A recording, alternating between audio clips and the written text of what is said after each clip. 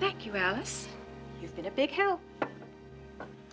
I wish I could have tea with everyone. I really wish I could. Tea is for grown-ups, dear. But, Mother, when will I be grown up? Oh, be patient, Alice. Tea time for you will come soon enough. Now, why don't you go outside and keep your sister company? Yes, Mother.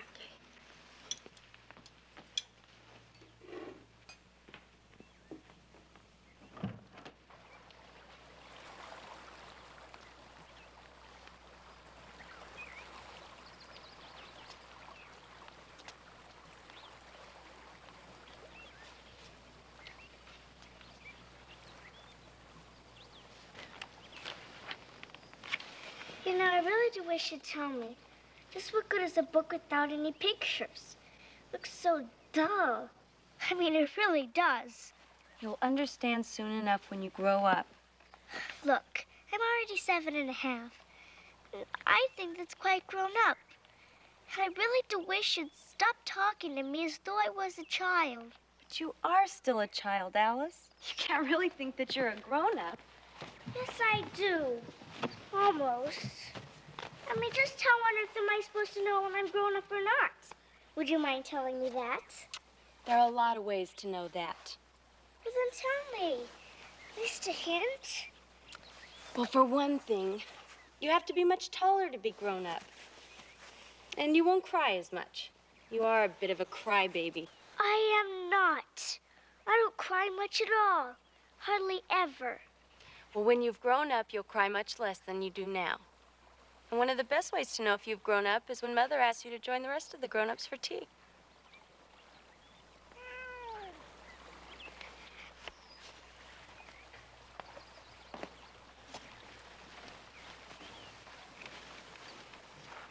Dinah, dear, you think I'm grown up, don't you?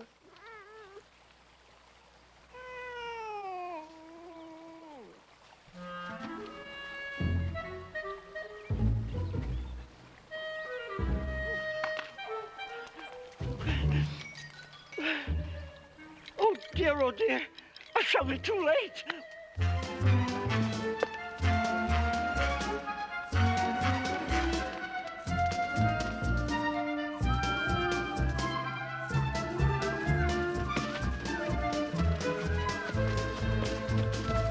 Mr. Rabbit! Mr. Rabbit!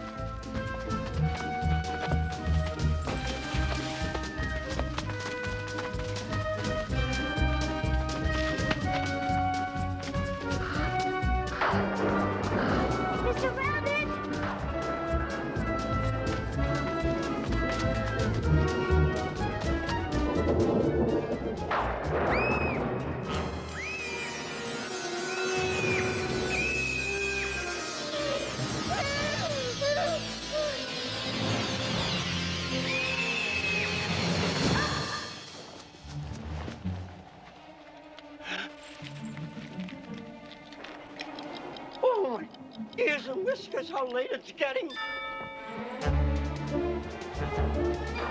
Rabbit! Mr. Rabbit! Wait! Wait!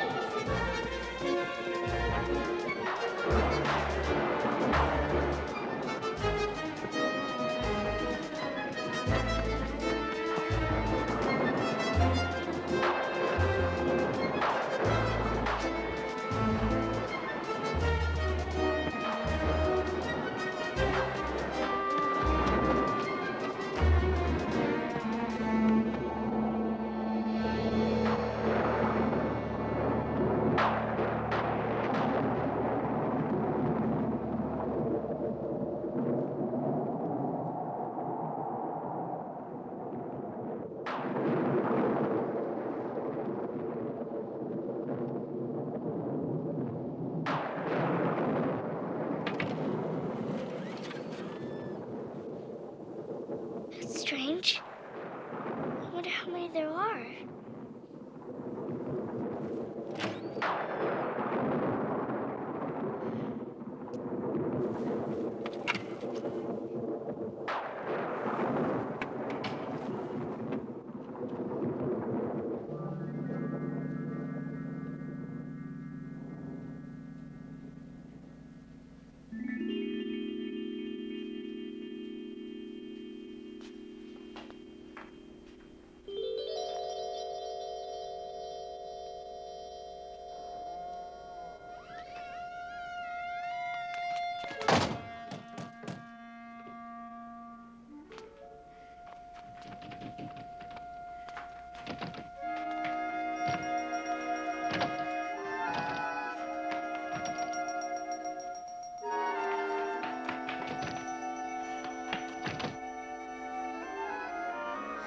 How am I ever gonna get home?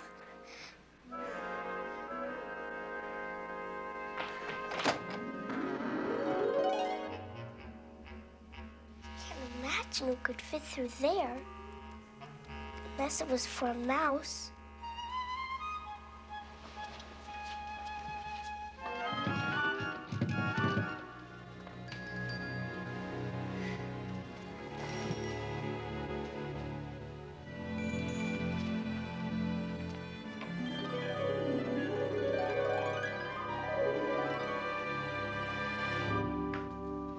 This must fit that little door.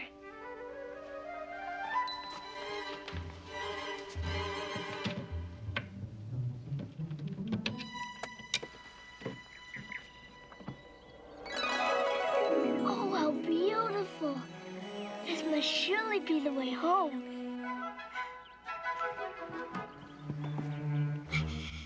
I can't get through.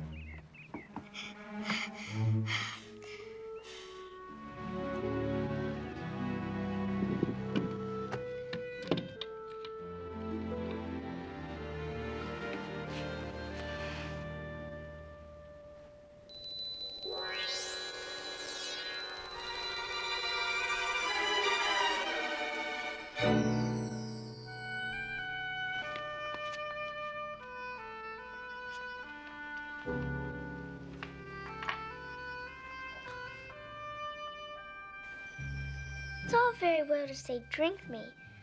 I'll look first and see whether it's marked poison or not.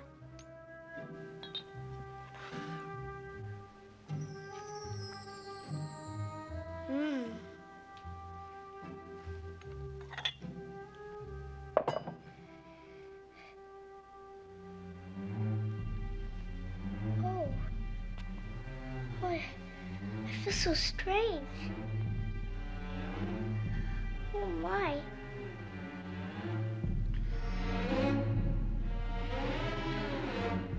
Oh. What's happening to me? I'm shrinking.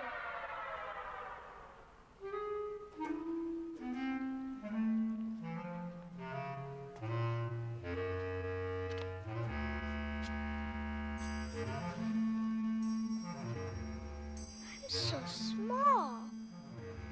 So very small.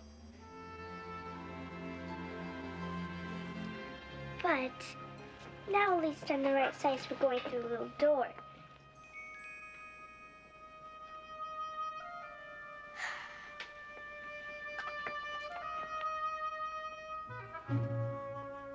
How stupid, how really stupid. I've forgotten the key. Way up on top of that table.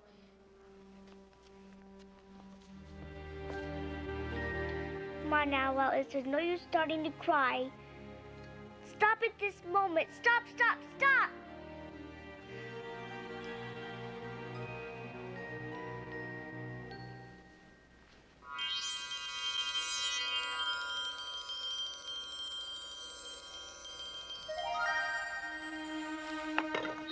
Now, what's this? Eat me. That's certainly a strange thing to write on a cake. But I will eat it. Perhaps it'll make me grow bigger. And if it makes me grow bigger, then I can reach the key. And if it makes me grow a little smaller, then I can creep under the door.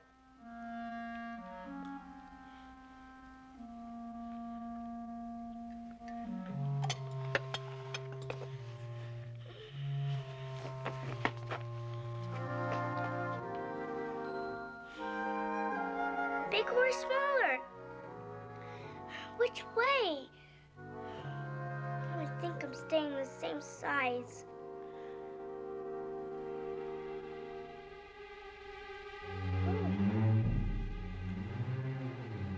Oh, something is happening. Curiouser.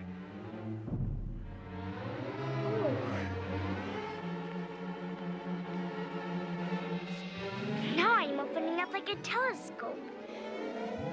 Ooh, goodbye, feet!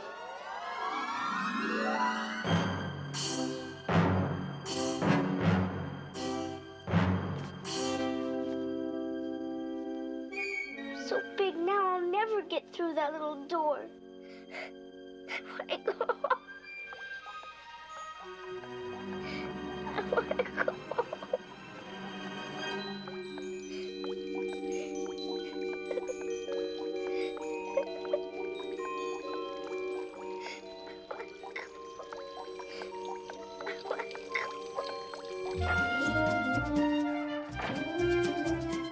Oh, the Duchess. Won't she be savage if I kept her waiting? If you please, sir. Sir Rabbit.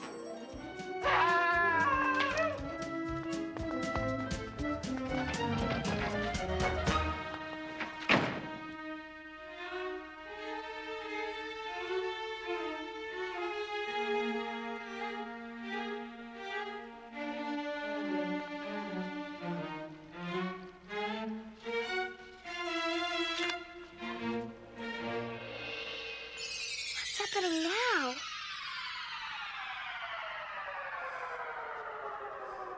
Ooh.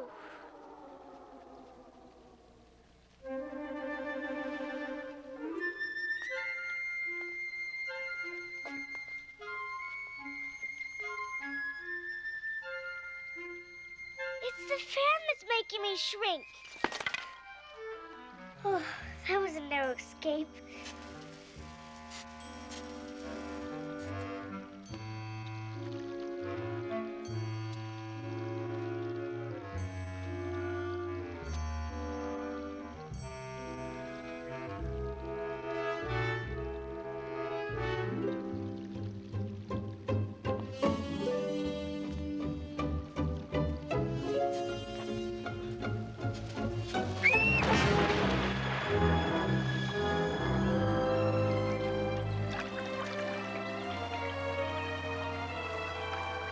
Oh, now I've fallen into the sea. But this isn't the sea. These are my tears when I was 9 feet tall. Oh, I wish I hadn't cried so much. I should be punished for it now, for being drowned in my own tears. Won't that be a queer thing? However, everything's been queer today. What is that? It must be a walrus or a hippopotamus.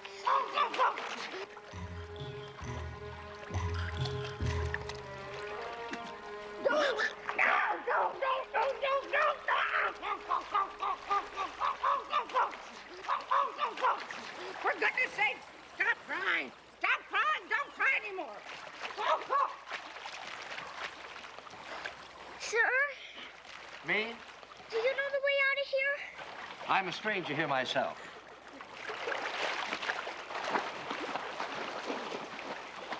Mouse? Do you know the way out? Mouse, don't you understand English? Are you French? Oh, wait a shot. That means, where's my cat, you know? Oh, I beg your pardon. I quite forgot you don't like cats. Our family has always hated cats. Nasty, low, vulgar things. Don't ever let me hear that name again. I won't, I promise. Are you fond of dogs? There's a nice little terrier who kills all the rats. Oh, I'm sorry. I won't mention mouse catchers again. All right. Come on. Let's go to shore. And I'll tell you why I hate cats and dogs. That's a very good idea. Excellent, Sir Mouse.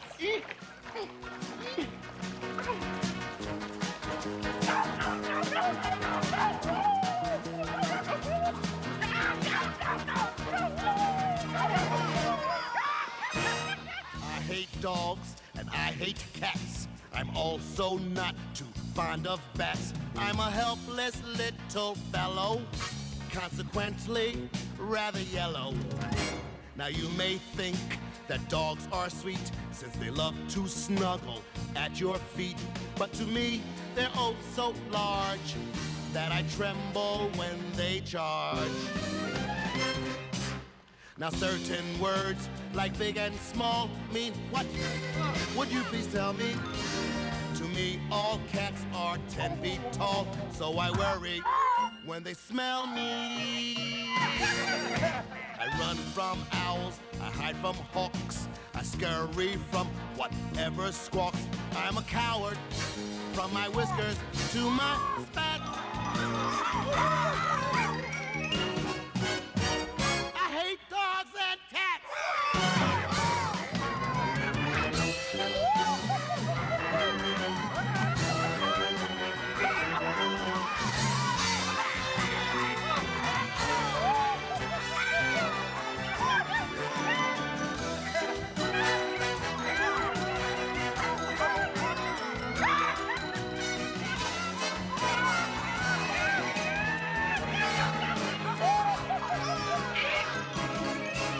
Now certain words, like big and small, mean what? Would you please tell me? To me, all cats are 10 feet tall, so I worry when they smell me.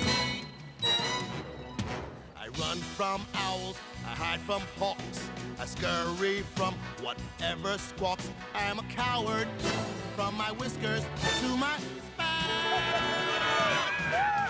But I tell you straight that I really hate owls, ducks, hawks, bats. I hate dogs and cats.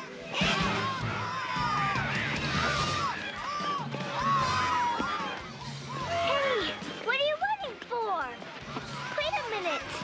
What is going on around here? Are you all crazy? Won't anybody answer me? Now wait a minute. Hey!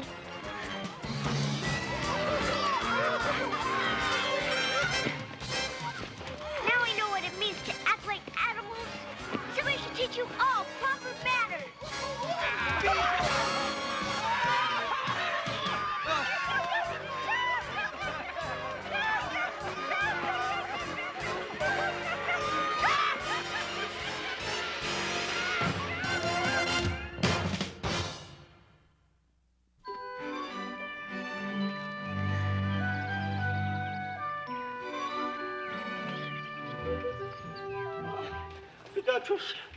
The Duchess, oh, my dear paws. Oh, my foreign whiskers. She'll have me executed as sure as Ferris a ferrets. And where on earth did I drop my fan and gloves? I know, Mr. Rabbit. I had them, but I seem to have lost them. Mary Ann, what are you doing out here? You go home this moment and fetch me a pair of gloves and fan. Quick now, Mary Ann. He mistook me for his housemaid. How surprised he'll be when he finds out who I am really. But I better find his fanning gloves, bring them back to him, if I can.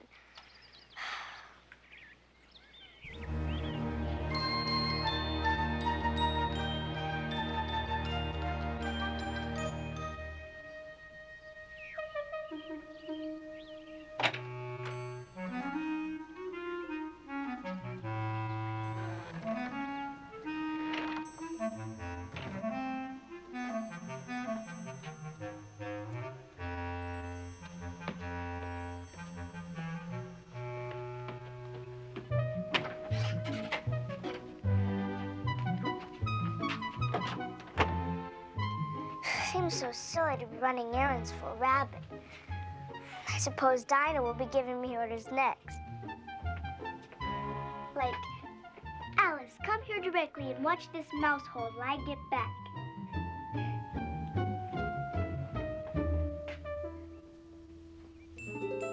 There's the fanning gloves.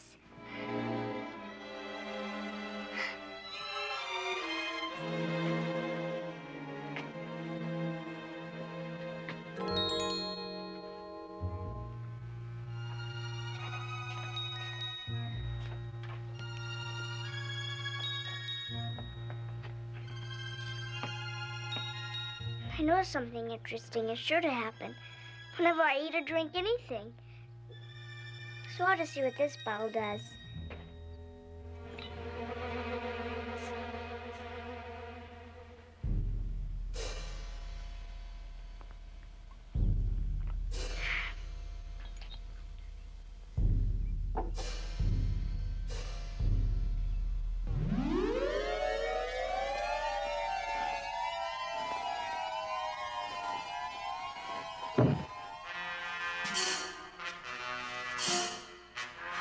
Now that's quite enough. I hope I won't grow anymore. As it is, I'm sure I won't be able to get through the door. I wish I hadn't drunk so much. Marianne! Marianne! Let me my gloves this moment!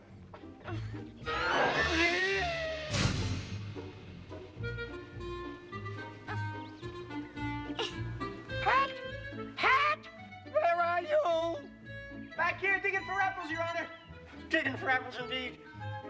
Come and get me out of here! Your Honor, what happened? Here.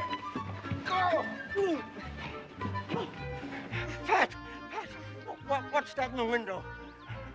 It's an arm, Your Honor. An arm. You goose! Did you ever see an arm that size? It fills the whole window. It sure does, Your Honor. But it's an arm anyway. Yeah, well, at any rate, it has no business there. You're going to take it away. Oh, I don't like this at all, Your Honor. I don't like it at all. Bill! Bill! Come on here and help! Bring the ladder, quick, Bill! I got it! Hurry up! I got it!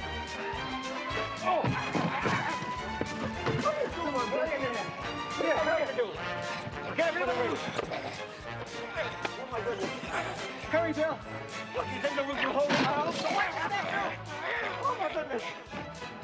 Bill! Bill, go down the chimney! That's a good idea, Your Honor. Down the chimney, Billy! Down the chimney! Bill's got to go down the chimney, does he? I think I can take care of that. Watch your head, Bill! Down the chimney, Bill! Hurry up! Hurry up! That's for Bill. There goes Bill. Bye, Bill! I wonder what they're gonna do next. You better not do that again.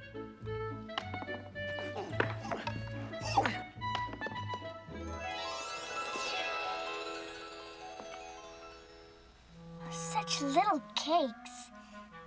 If I eat one, it's sure to make some change in my size. And since it can't possibly make me grow larger.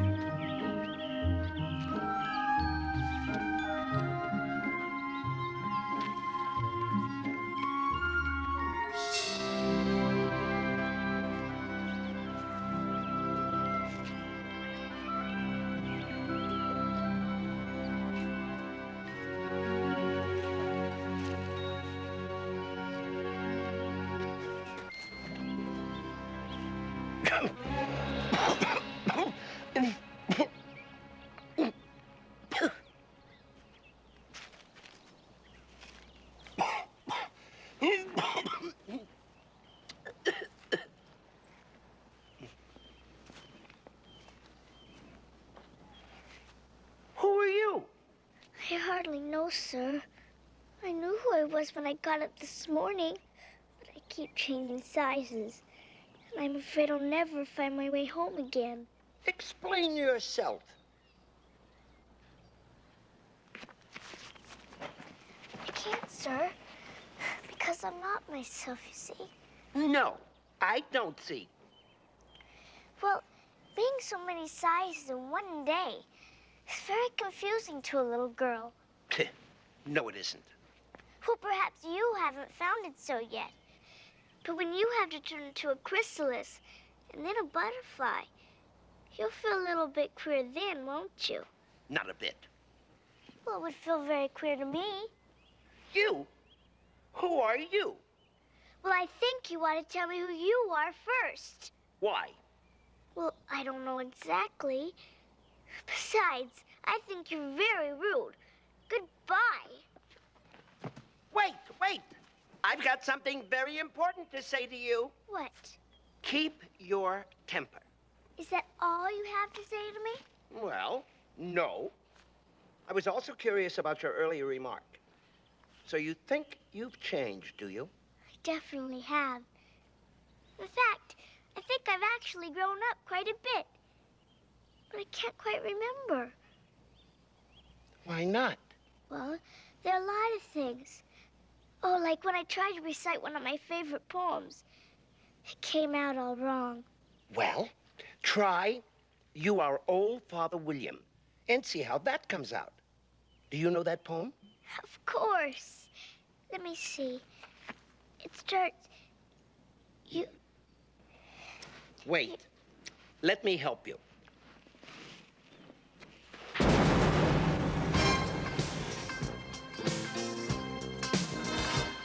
You are old, Father William, the young man said, and your hair has become very white.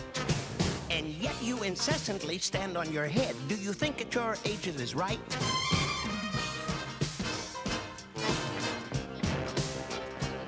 In my youth, Father William replied to his son, I feared it might injure the brain. But now that I'm perfectly sure I have none, why do it again and again. You are old, said the youth, as I mentioned before, and have grown most uncommonly fat. Yet you turned a back somersault in at the door. Pray, what is the reason for that? You are old, said the youth, and your jaws are too weak for anything tougher than suet. Yet you finished the goose with the bones and the beak. Pray, how did you manage to do it?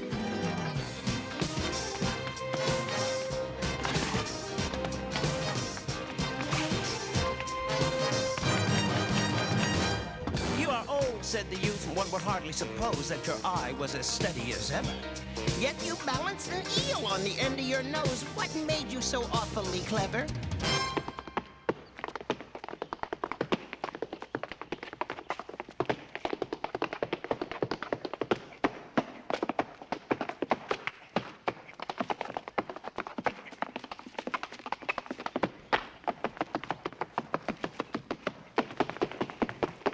You have asked me 3 questions. Now that is enough, said his father. Don't give yourself airs. Do you think I can listen all day to such stuff? Be off, boy! Or I'll kick you downstairs. Or I'll kick you downstairs. Or I'll kick you downstairs. Or I'll kick you. Or I'll kick you downstairs.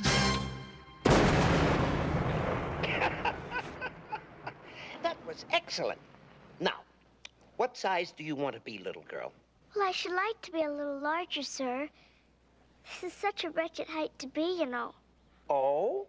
It happens to be a very good height indeed, since it also happens to be exactly my height. I'm terribly sorry. I didn't mean it as an insult.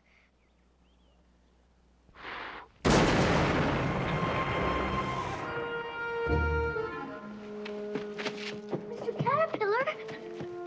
Who are you? Why, he's disappeared. He just absolutely disappeared.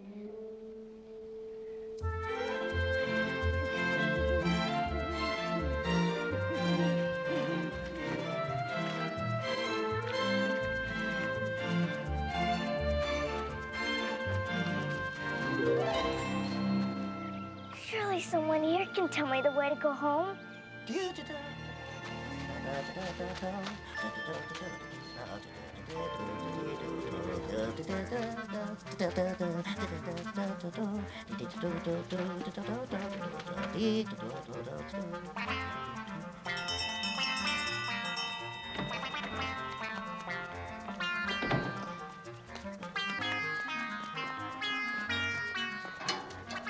It's for the Duchess.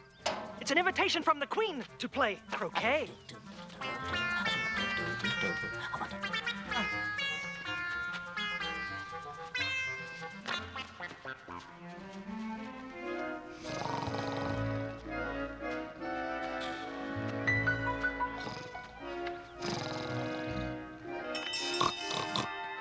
There's no use in ringing, because I'm on the same side of the gate as you are. Then how am I supposed to get in? Well, I don't know about you, but as for me, I'm going to sit here until tomorrow. Or the next day, maybe. Well, I'm not.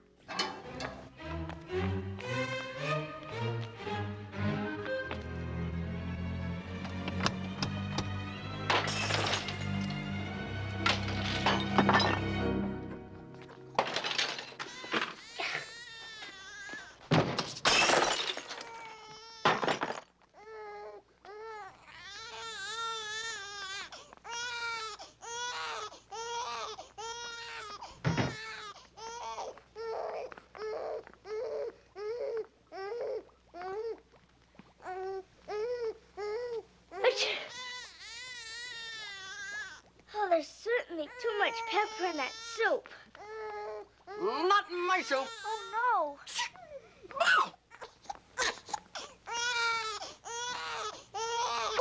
Will you please be careful? If everybody minded their own business, this world would go around a lot faster than it does. Which would not be an advantage if you ask me. I mean, you see, the Earth takes 24 hours to turn around its axis. Speaking of axes, chop off her nose.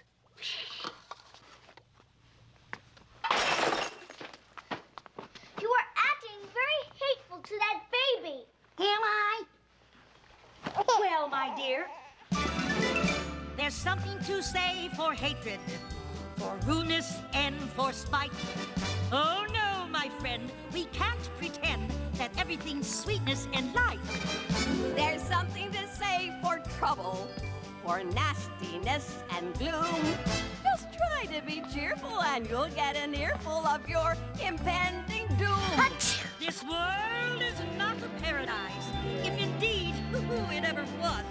It's a vale of tears, and so, my dears, throw out the chaff. Ha! Don't make me laugh. There's something to say for misery, for suffering and pain. Down at the bank, now let's be frank, they only care for gain.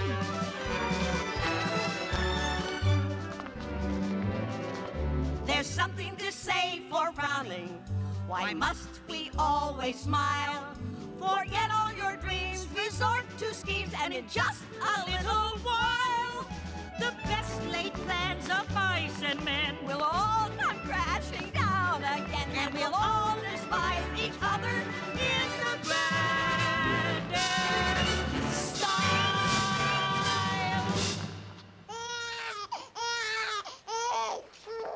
Is the baby all right? You want to hold her for a while?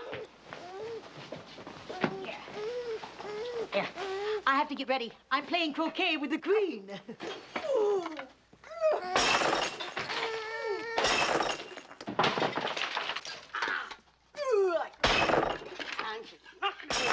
If I don't take this baby away with me, they're sure to kill it.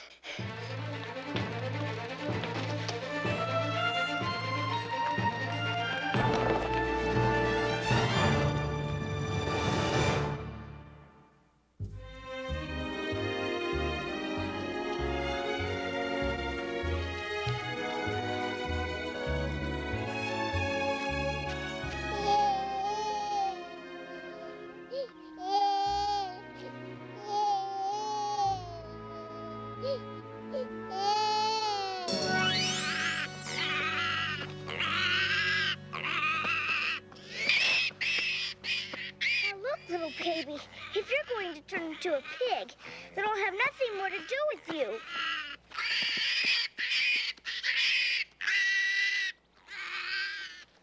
Oh, well. If it had grown up, it would have made a dreadfully ugly child. But maybe a rather handsome pig, I suppose. Excuse me, Cheshire Cat. Would you tell me, please, which way I ought to go from here? That depends a good deal on where you want to get to. Home. I need to get home. I know my mother's already begun to miss me. Oh, and my cat Dinah must be very hungry. Home. Home, is it? Would you listen closely, little girl? There's no way home from this strange land. Don't even try to understand. You're lost in time without a trace. Resign yourself to your disgrace. Somehow you've strayed and lost your way, and now there'll be no time to play, no time for joy, no time for friends, not even time to make amends. You are too naive if you do believe life is innocent laughter and fun. There are things to fear, so you see, my dear, your adventures have only begun. The world's immense, but sad to say, it makes no sense in any way. So what care I if you should cry? There's no way home.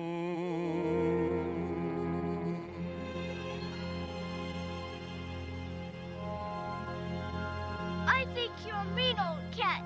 There must be a way home, and I'll find it. Where are you going? That way. Maybe I'll meet someone kind enough to help me. Oh. Well, in that direction, there's a hatter. And in that direction, there's a March hare. Visit either you like. They're both mad. But I don't want to visit mad people. Well, you can't help that. We're all mad here. I mean, I'm mad. You're mad. We're all mad. Meow, baby.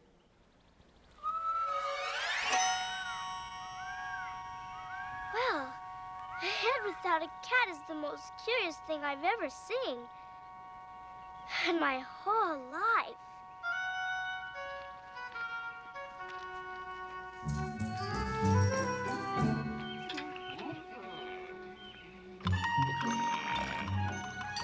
Oh, goody, I'm just in time for a tea party.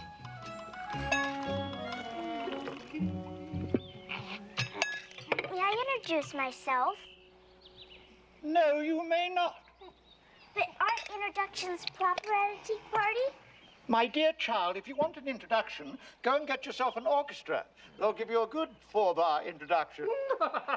Or probably an 8-bar introduction. I just wanted to give you my name. Why, have you finished with it? Did you hear that? Mr. Hare, she wants to give us her name. That is ridiculous. I mean, we already have names. We certainly don't need hers. May I sit down? No room. No room. No No room. room. No room. There's plenty of room. There are at least 9 empty chairs. Of course there are. We didn't say there aren't any chairs. We said there wasn't any room. Yeah, and there certainly isn't, you know. We are here in the great outdoors. Of course. And there are certainly no rooms here. Right. There are a few in the house. Would you like some wine? I don't think I should drink wine. I'm too young. Good. There isn't any anyway. Then it wasn't very nice of you to offer it. And it wasn't very nice of you to sit down without being invited. I didn't know it was your table. It said for more than 3. You know, your hair wants cutting. You should learn not to make personal remarks. It's very rude. Ooh. Why is a raven like a writing desk? I give up. Why is a raven like a writing desk? I haven't the vaguest idea. Then why did you ask the question? Because I was hoping for an intelligent answer. If I'd known the answer, I wouldn't have asked the question, would I? Oh, you're hopeless. Incidentally, how did you become a March Hare? Well, actually, I started out being a January hare. And then I worked my way up. No, I didn't mean that. Well, then you should say what you mean. What? I do. At least I mean what I say. And that's the same thing.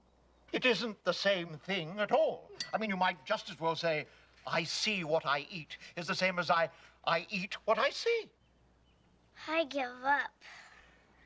Fresh cup, move down. Who's the stuffed animal? I am not a stuffed animal. Really? Not since dinner last night. I am a dormouse. What do you mean, dormouse? You look like a plain mouse to me. And you look like a plain little girl to me. And if you think that there's only one kind of a mouse, you have another think coming. What? Do you want to take it right now? Take what right now? Your other think. You have one coming, you know. No, I am not a church mouse because I'm too wealthy. I'm not a field mouse, and I'm not a freedom. No. By the way, what time is it? Time? Time? The time now is, let me see. The time is precisely 7:27. That can't possibly be right. It seems to me it was 7:27 about 2 hours ago. Young lady, are you contradicting me? I am known as a stickler for accuracy. A stickler? You are? Yes, a stickler. When people around here want accuracy, they call me in and I stickle. That's what sticklers are supposed to do, isn't it? But are you sure your watch is running? Oh, of course it isn't running. It's sitting here quite quietly in my hand. Besides, it could hardly run. It has no moving parts. No moving parts? Correct. But it's absolutely correct twice a day. Enough of this folderol. Enough of this persiflage. Enough of this badinage. Enough of this tomfoolery. Enough of this banter. Enough of this saying enough. Oh, every tea party should have a little music. Of course. Young lady, of course. Would you like to sing with us? That might be very nice. But what shall we sing? Do you know Twinkle, Twinkle, Little Star? Yes, I do. Twinkle, twinkle, little star, how I wonder what you are. No, that won't do at all. I prefer Twinkle, Twinkle, Little Bat, how I wonder what you're at. How about Twinkle, twinkle, little skunk, how I wonder if you're drunk. Twinkle, twinkle, little ant. You do look strange without your pants. I must admit, you three do make me laugh. Now, that's a very good idea for a song. Laugh at every single thing we do. Just laugh. And we shall all perform for you. Just smile, and tensions will unwind, and you'll find that your mind takes a kind of view. Laugh, yes, even when your skies are gray, just laugh, and troubles seem to float away. You'll find it's very true, my dears, through the years that your tears and your fears will fly. Oh, there are times when crying seems the thing to do, but keep on trying till your dreams come true. Your heart, I'm sure, knows what is best for you. So laugh, little girl, just laugh. Such a lovely song. Thank you. I wrote it myself. Now, how would you like to tell us a story? I'm afraid I don't know one. Then the Dormouse shall. The Dormouse will. Go, wake up! Come on! Dormouse, Wake come up! along, wake up, we got to tell a story. Wake up! Tell a Dormouse, story! You're going to tell a Come on. story for the little... Come on. Wake up. Dormouse, You're going to want to hear a story. Come That's the time to wake up. Wake up! Come on now. Tell us a story. Time We need to tell a story. Stop it! Stop it! It doesn't matter if anyone tells us a story or not. Well, that just shows you how much you know. Yeah, at tea time, everyone should tell a story. Well, now that he is awake, a story would be nice. Once upon a time, there were 3 little sisters named Elsie, Lacey, and Tilly, and they lived at the bottom of a well. But what do they live on? They lived on treacle. Molasses to you. But why did they live at the bottom of a well? It was a treacle well. There's no such thing. Oh. If you can't keep a civil tongue, why don't you finish the story yourself? No, please go on.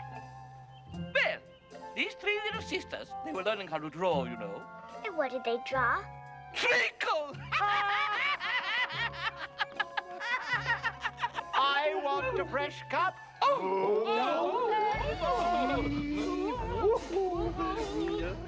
Here we go round the table. Here we go round the table. Here we go round the table. But I don't understand. Where did they draw the treacle from? Well, if you can get water from a water well, I suppose you can get treacle from a treacle well. Eh, stupid?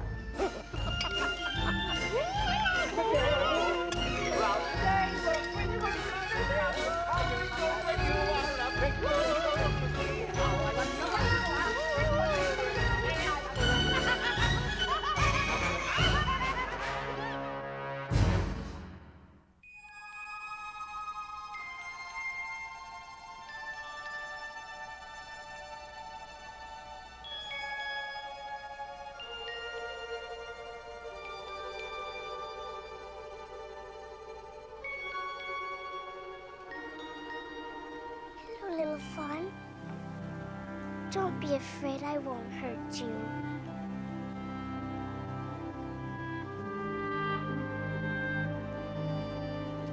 I'm so happy to find you. You're the only normal person I've met here. Why do people act as if they're crazy? Why do they behave the way they do?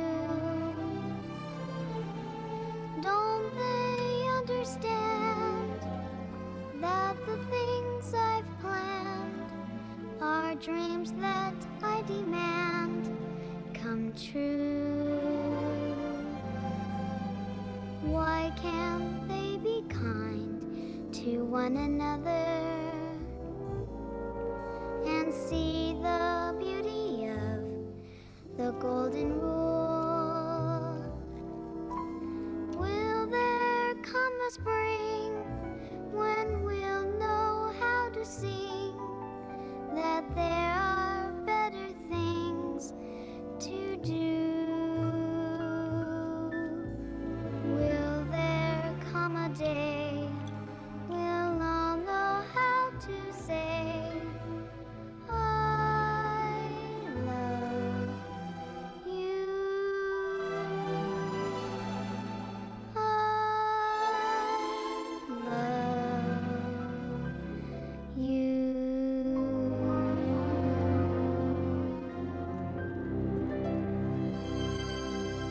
I wish I didn't have to go.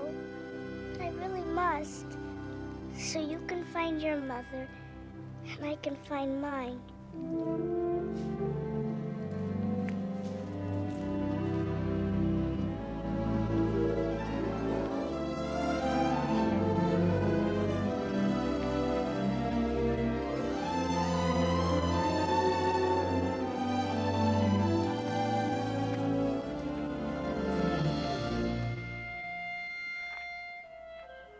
That's very curious. However, everything's curious today.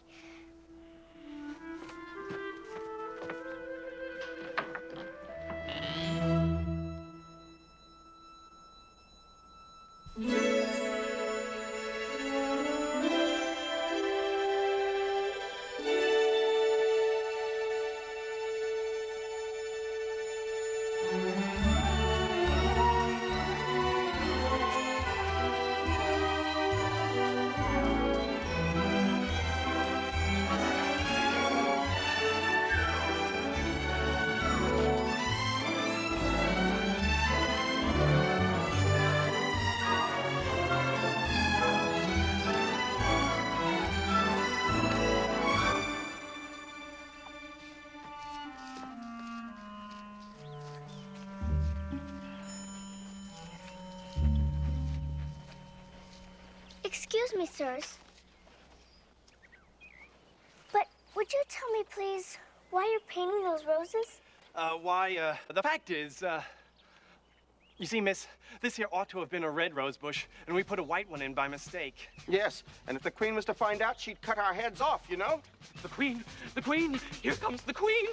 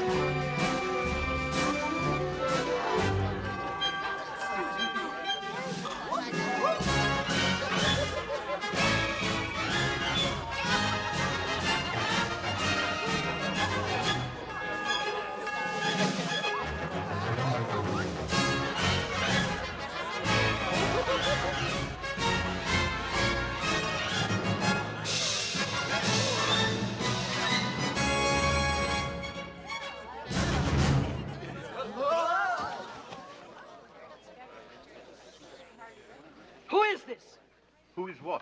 Oh, her. I don't know. Idiot. What is your name, child? My name is Alice. May it please your majesty. We'll see about that. And who are these creatures? How should I know? It's no business of mine. Off with her head. Oh, come now, dear. Did you hear me? Off with her head. Nonsense. Nonsense? Oh, just for that, off with her head in small increments. Oh, no, come now, dear. She's only a child. Did you think I was under the impression she was an alligator or a rutabaga? Of course she's a child, and a remarkably rude one. And if there's one thing I cannot stand, it's insubordination and impertinence. That's two things, your majesty. What? Laughing in such effrontery, you stop it right now!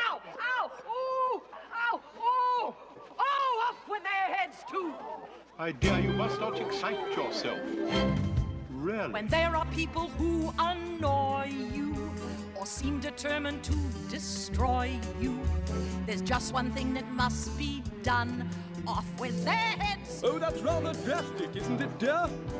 When there are people who deceive you or have the nerve to not believe you, there's one response that's rather fun. Off with their heads. What about the population? Firm. You must be absolutely firm when required. I'm always firm, dear, always. Squirm. That's what they'll do when they perceive they've been fired. Or worse, never mind negotiation. You will find to rule your nation. All you need to keep your slaves under their beds is just to flounce about and shout off with their heads.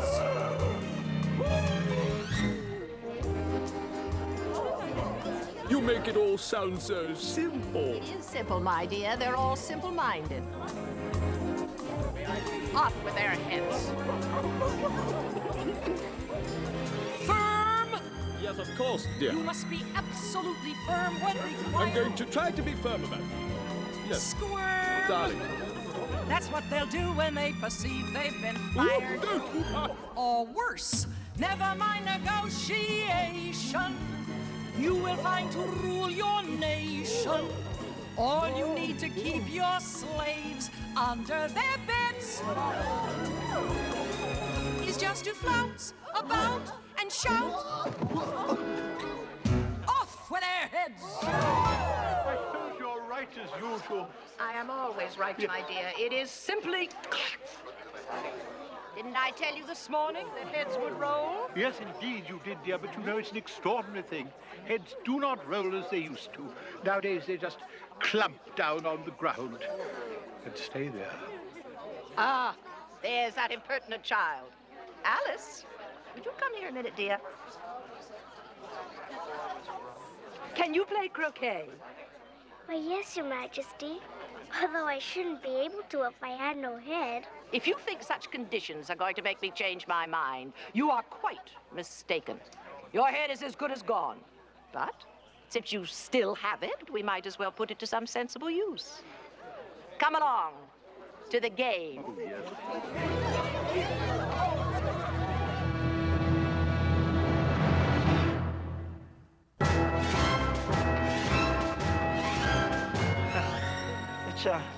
It's a very fine day. The Queen seems to be enjoying it.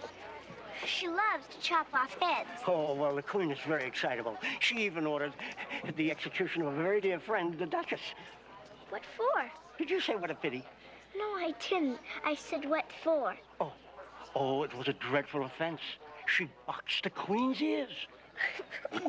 Shh, do be quiet. The Queen will hear you. See, what happened, you see, was that the Duchess came rather late, and the Queen said to her... What is that? Who is doing all that gibbering and jabbering back there? Oh, dear. Meaning no disrespect, Your Majesty. Jabbering, you say? I was gibbering and a young lady was jabbering. Well, stop it. And take your places, all of you, for a game of croquet.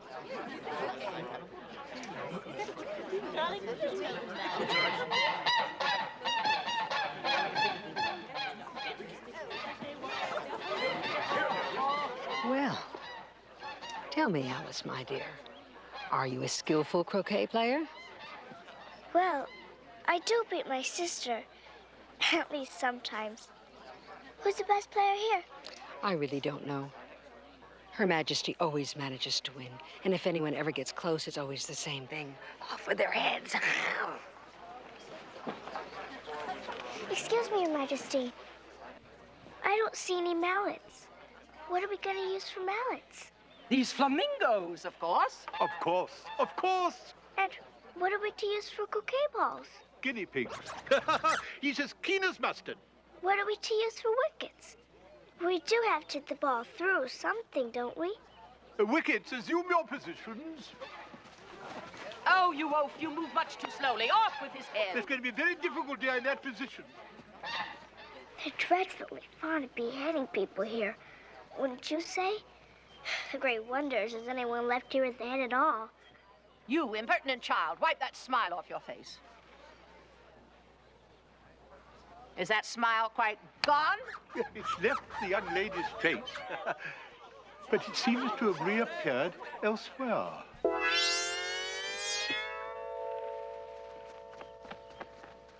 It's the Cheshire Cat. Oh, hello, Cheshire Cat. Hello. How do you like the Queen? Not at all. I don't like the idea of losing my head. Would you? I could hardly afford that. I say, what is that thing? It's a friend of mine, a Cheshire Cat. Allow me to introduce you. I'd rather not, if you don't mind. My dear, may I introduce another of your subjects? No, you may not. Ugh, off with his head, whoever or whatever it is. And off with his tail, too. There's more than one way to skin a cat, you know. I'm afraid he hasn't got a tail. You can't behead something that has no body. Well, you can try. And exactly who is the owner of this monster? I think it belongs to the Duchess, Your Majesty. Perhaps you better ask her about it. Oh, that shouldn't be difficult, dear. You put her in prison. Fetch the Duchess here and be quick about it.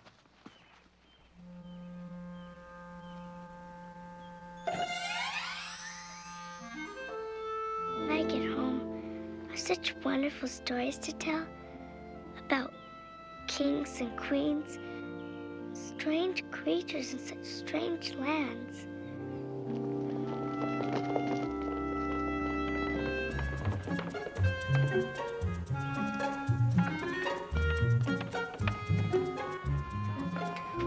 Well, as I live and breathe, and I hope to keep it up, if it isn't a little one. How are you, my dear? As well as can be expected. And you? Huh? You're thinking. That makes you forget to talk. Well, I can't tell you just now the moral to that, but, well, I'll remember in a bit. Perhaps it hasn't one. Get out of here. Tut, tut, my child. Everything has a moral, if you find it. Now, the moral to that is, 'tis love, 'tis love, 'tis love that makes the world go round. Well, it isn't Her Majesty. Well, it is. And that being the case, would you be good enough to grovel?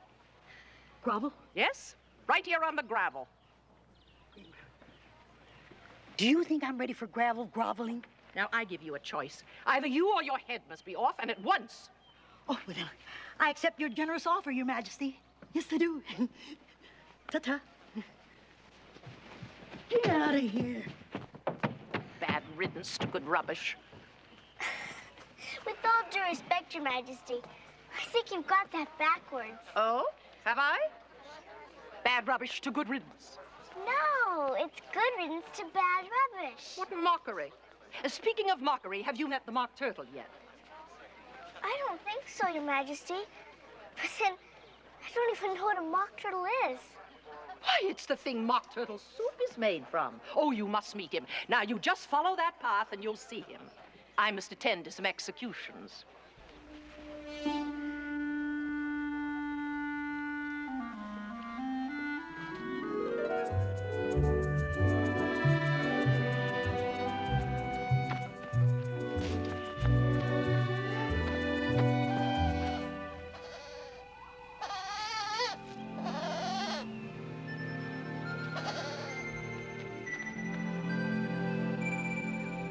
Whatever it is, it must be trapped in there.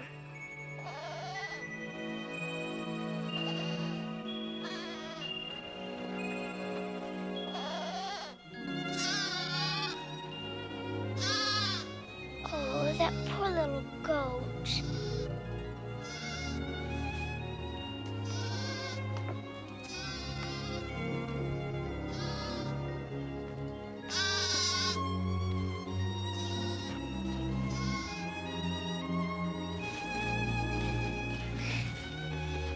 There.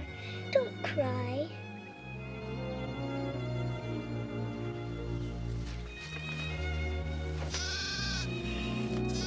Bye, little goat.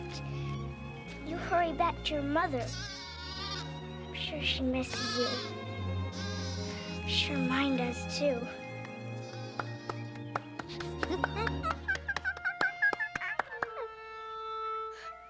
Well, thank you. I'm glad someone appreciates me.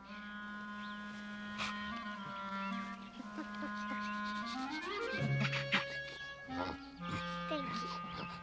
And you hurry back to your mother, too.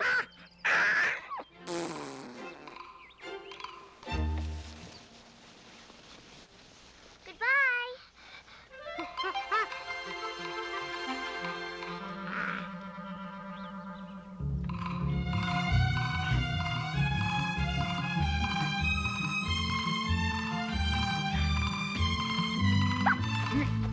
Who are you?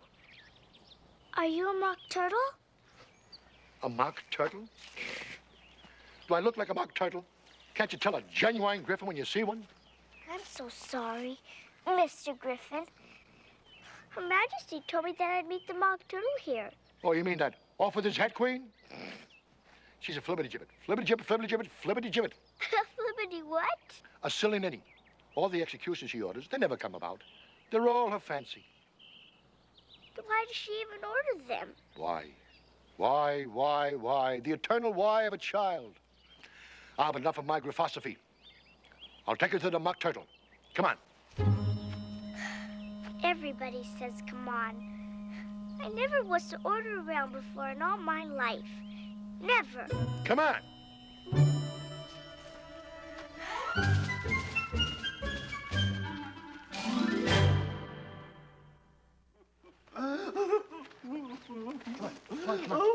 Come on. There's the mock turtle, right there. Who are you? I'm Alice. Guess what his sorrow is? Well, he must want to go home. I know why I'm so sad, Mr. Mock Turtle. I want to go home. I just seem to be getting further and further away. But why are you crying? It's all his morbid imagination. He really has no sorrow. Oh, shut up, Griffin. Yes, Mr. Griffin, please. But what is the matter, Mr. Mock Turtle? Oh, my dear. Once I was a real turtle. We went to school in the sea. My teacher was an old turtle. We used to call him Tortoise. But why did you call him Tortoise if he was really a turtle? We called him Tortoise because he taught us. Really, you are very dull. You ought to be ashamed of yourself, asking such a silly question. Please tell me more. Well, we had the best of education, reeling and writhing, and then the different branches of arithmetic, ambition, distraction, uglification, and derision. Oh, shut up, Mock Turtle. Enough about your lessons. Why don't you sing the little girl a song? Well, if I'm going to sing anything, I suppose a song is a good choice. Oh, I don't know. You could sing her a sea shanty. That's a thought. I used to live in a sea shanty. Oh? But I didn't care for it much, for the roof leaked, as I recall. Now, really, Mr. Turtle. Oh, you don't have to be so formal. You can call me by my first name. And what is that? Mock. That's what my mother used to call me. Mock, she'd say. Well, whoever you are, and whatever you are, absolutely nothing you say makes any sense at all. Oh, that's the nicest compliment I've ever been paid. There's too much sense in the world for me, in my humble opinion. Please tell me, young lady, just what is so good about never once being misunderstood? There's far too much accurate communication, and if it continues, I fear for the nation. Nonsense, nonsense, that's what we're terribly short of. Don't you love nonsense? I'm not really sure, well, sort of. We're getting lethargic from aiming at logic. Let's put a stop to that. If you don't love nonsense, I'll knock off your hat.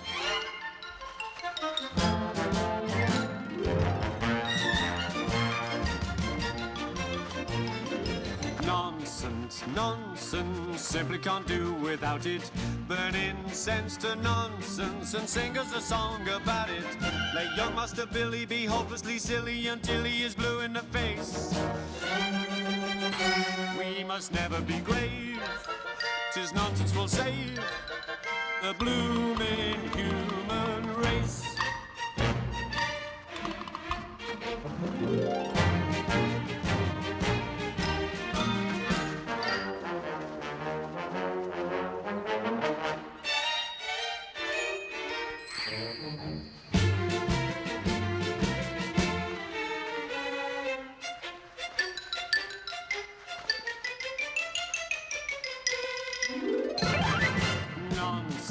Nonsense, simply can't do without it.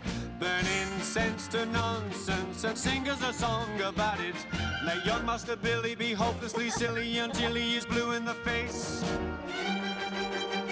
We must never be grave, 'tis nonsense will save the blooming human race.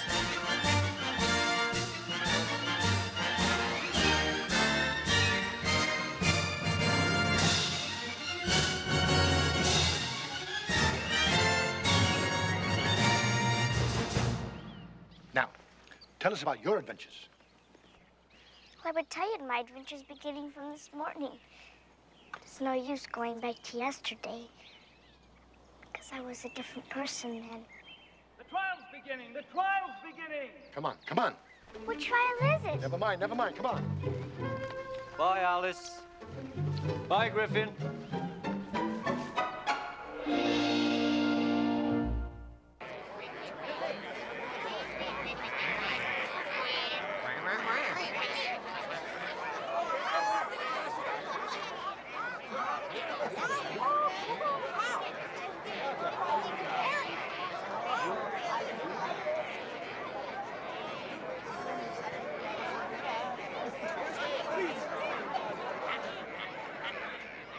I wish they'd get the trial done and pass out the refreshments. What are they doing? They can't have anything to write down yet before the trial's begun. He's writing down the names for fear they shall forget them before the end of the trial. Silence in the court! Silence in the court. Harold, read the accusation. The Queen of Hearts, she made some tarts, all on a summer day. The Knave of Hearts, he stole some tarts and took them quite away. Consider your verdict. Oh, no, Your Majesty, not yet. There's a lot more to come. Really? Call the first witness. Call the first witness! All the first witness.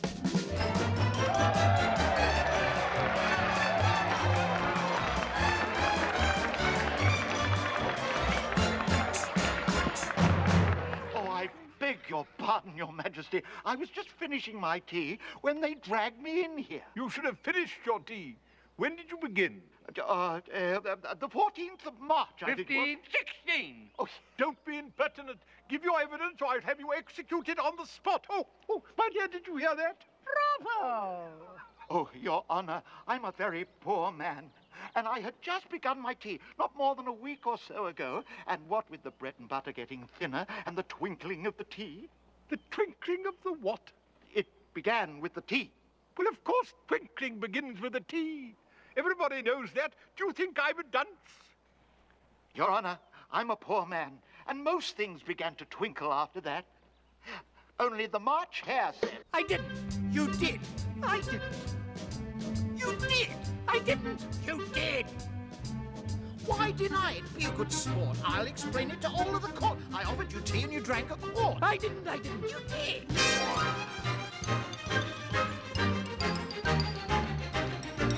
I didn't. You did. He denies it. Strike it out. Your Majesty, I'm a poor man. You're a very poor speaker, too.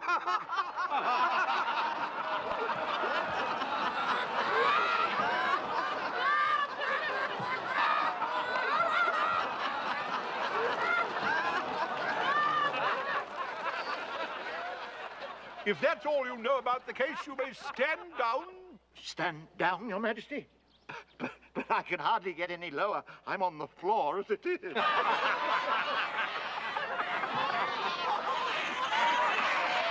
Well, then simply go.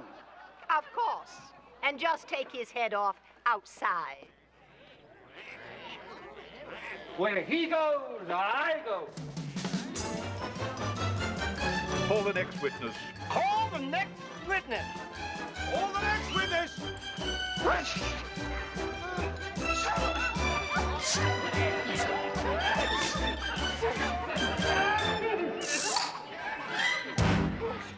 Give your evidence. No, I won't. Your Majesty, you must cross-examine the witness. Must I? Of course you must. Why must I? Because I say so. Oh, of course, that's different. What's a tarts made of? What? Tarts. What is a tart made of? Well, tart starts with a T. Then you add an A, then you add an R, then you add... No! What are the ingredients? Oh, well, pepper. Lots of pepper. They most certainly are not. They are made of Ringo. Pepper, pepper, pepper, pepper, pepper, pepper. Pepper. You are an idiot. It's pepper. Off with his head. And after that, pinch off his whiskers. And off with her head, too.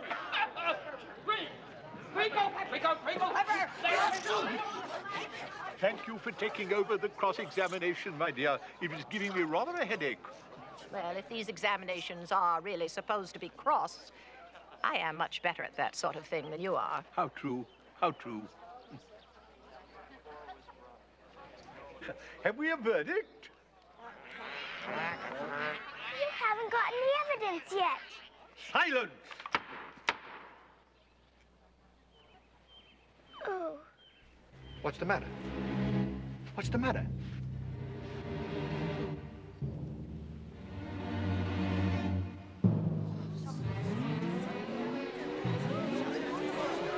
You're growing, young lady. But I didn't eat a piece of mushroom or drink anything. There's no doubt about it. You're growing up.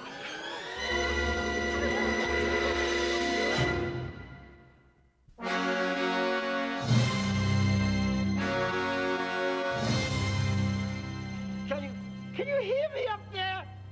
Alice, you're the next witness. I can hear you. She's a monster.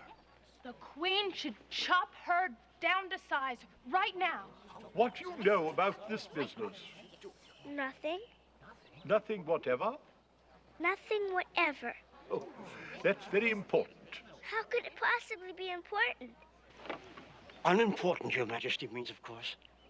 Unimportant, I meant of course. Rule 42. All persons over a mile high are to leave the court. I'm not a mile high. Yes, you are. I most certainly am not.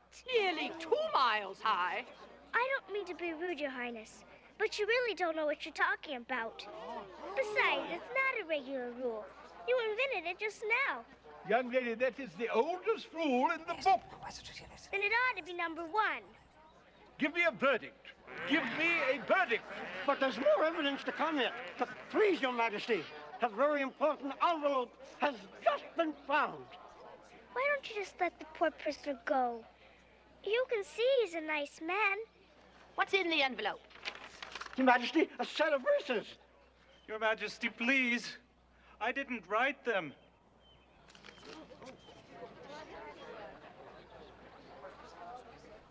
The knave didn't sign them. In fact, nobody signed them. That proves his guilt. Off with his head. Off with his head. It doesn't prove anything. And you really ought to stop yelling off with everybody's head. It's a terrible habit you have.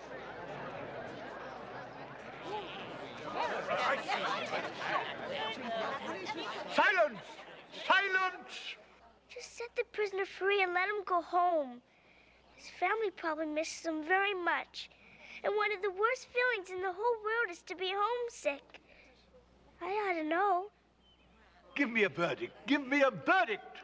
How can they give a verdict when there isn't a bit of meaning in this whole trial? Oh, well, if there's no meaning, That saves us a world of trouble. We don't have to try and find any. Sentence first, verdict after. Are you crazy?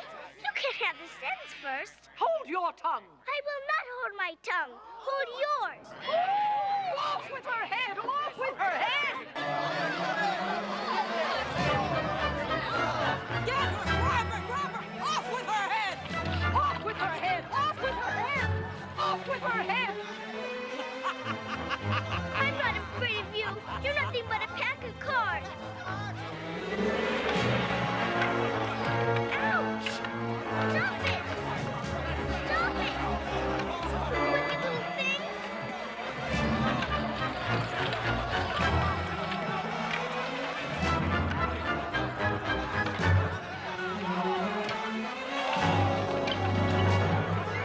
After her!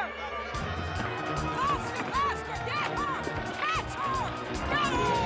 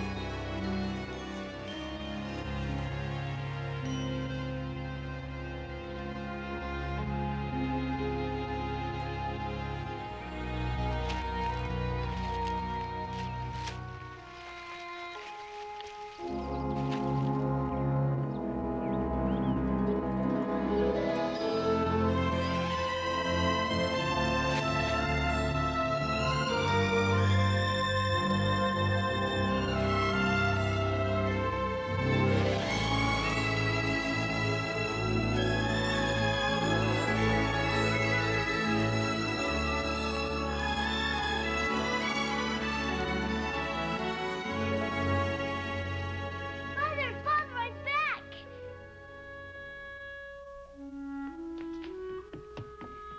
Mother! Father!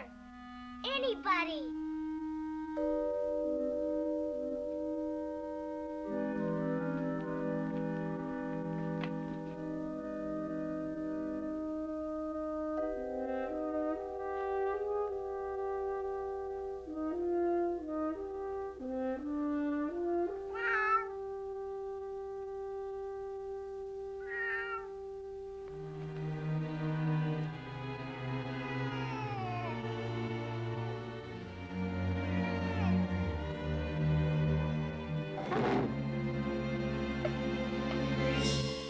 Dinah, I'm home! I'm home!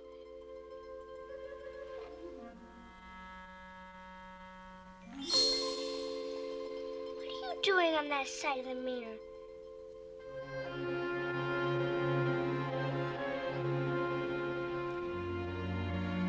Mother, Father, I'm here! Look! I'm here! I'm here! On the other side of the mirror! Mother! Father! Help me! I'm here!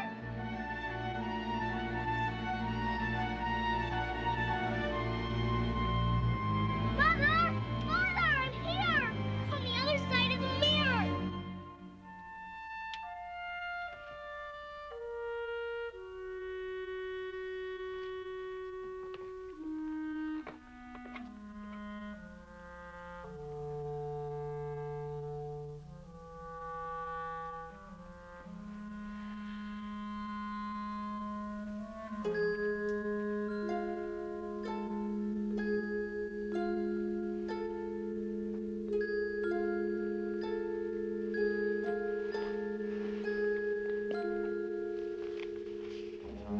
Jabberwocky.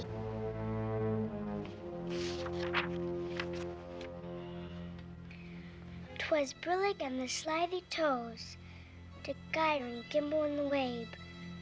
All mimsy were the Borgoves, and the mome roused out Grabe. Beware the Jabberwock, my son, the jaws that bite, and the claws that catch. Beware the Jubjub bird, and shun the fumiest Bandersnatch.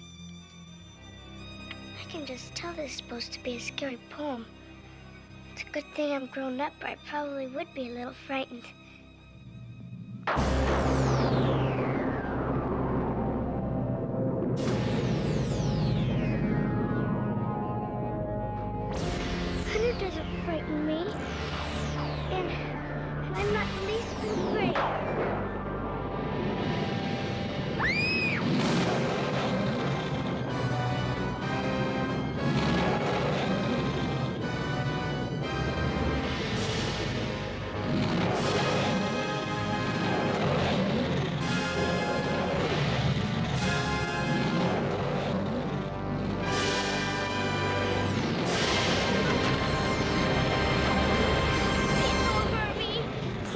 face.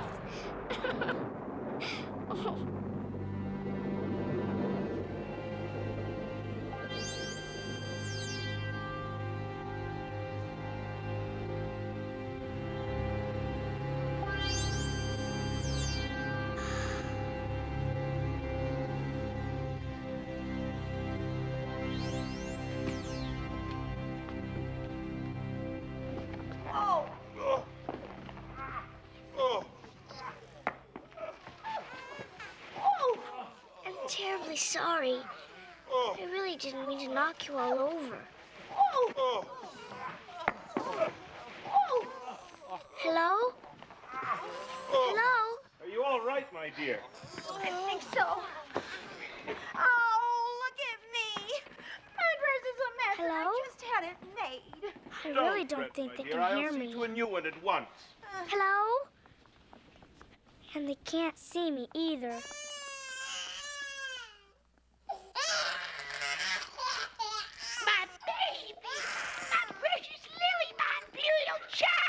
Oh, imperial fiddlesticks. I think my nose is out of whack. So's my sacroiliac. Baby!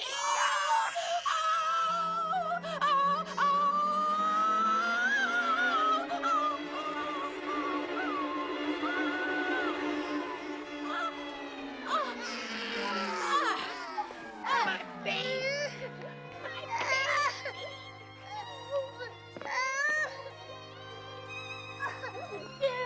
Baby. Oh.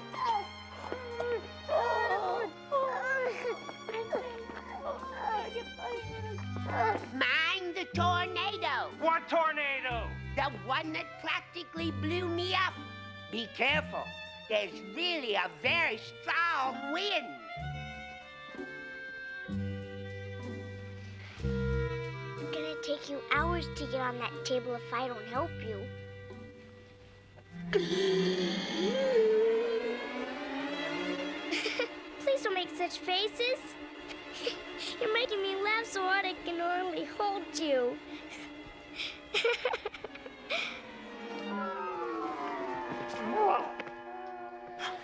Well, I warned you about the tornado. I've turned cold to the very end of my whiskers. You don't have any whiskers. The horror of what just happened to me, I shall never forget. Baby. Hello again. Hello. If they can't see me or hear me, then they certainly won't be able to tell me anything about that terrible monster. I can tell you about your monster.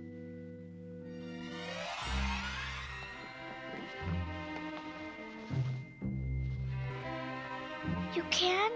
I'd be ever so grateful. And you can see me and hear me? Of course. What happened to that monster? Not that I'd want to meet him again. Nothing happened to him. That monster was the thing you created in your own mind. My mind most certainly did not create anything like that. I was simply reading a silly book. Your fears gave birth to it. And until you overcome those fears, little girl, My name's Alice, Mr. Al. as long as you have those fears inside you, Alice, the Jabberwocky may come for you at any time.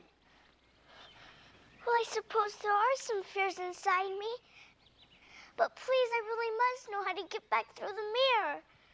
Well, don't worry. Why shouldn't I worry? Well, there's always another way back. And there's no point in going home until you're not so afraid of not growing up. Now, wait a minute. I've done a great deal of growing up. And growing down. When you overcome the great fear in you, then and only then will you be able to stop the frightening appearances of the Jabberwocky and return to your family. But how? Only you know the answer to that. I don't know. If I knew, I would tell myself. And you don't care, or you'd tell me. You really would. Oh, but I do care. And you will see that all the creatures in Looking Glass Land care. Why should they? Because when the fear in you creates the Jabberwocky, it is dangerous for all of us around here. It is really to our best interest if you cure these terrible afflictions by yourself. And the best way to do it is to stay here and listen to me for a few years. years. I can't even stay here for another moment. My poor mother must be in a terrible state. Goodbye. If you don't stay, you may never get home at all. Well, I suppose I could stay and listen to you for a while. In that case, I'll be on my way. But you wanted me to stay. Ah, but now you're in Looking Glass Land, and everything here is backward. The reverse of everything you expected. But we were just beginning to talk. Just beginning to... Yes.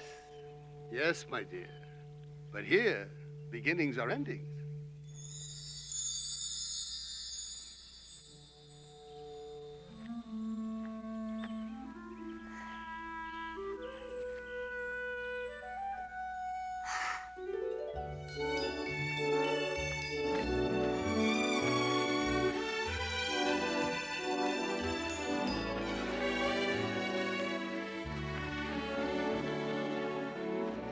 Such a lovely garden. Maybe this is the way home. I hope. If only flowers could talk. We can talk, if there's anybody worth talking to. Excuse me, can all the flowers talk? As well as you can, and a great deal louder. It's just not good manners for us to speak first. But since you did before we did, I can tell you, when I first saw you, I thought, this little girl has a face with some sense in it, though not very much. It looks like a very clever face to me. If only her petals curled up a little more, she might be all right.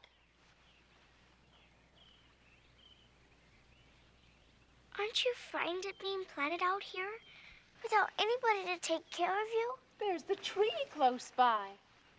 But what can it do if any danger came? It could bark. It says bow wow. That's why its branches are called boughs. You'd have to be pretty dense not to understand that. If you don't speak to me more politely, I'll pick you. Good for you.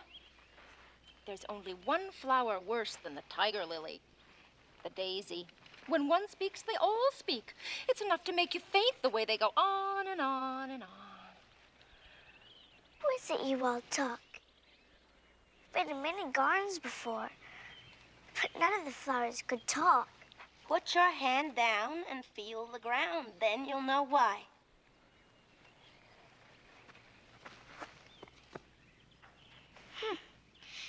It's very hard, but I don't see what that has to do with it. In most gardens, they make the beds too soft, so the flowers are always asleep. I never thought of that before. In my opinion, you never think at all. I never saw anybody who looked more stupid. Hold your tongue. As if you ever saw anybody. You hide your head under your leaves and snore away till you know no more of what's going on in the world than a bud. Are there any more people in the garden besides me? Oh, a few. And here comes one of the stranger ones now. Oh, my. The red crane's grown a good deal. It's the fresh air that does it. Excuse me. I really must go and talk to her. Goodbye.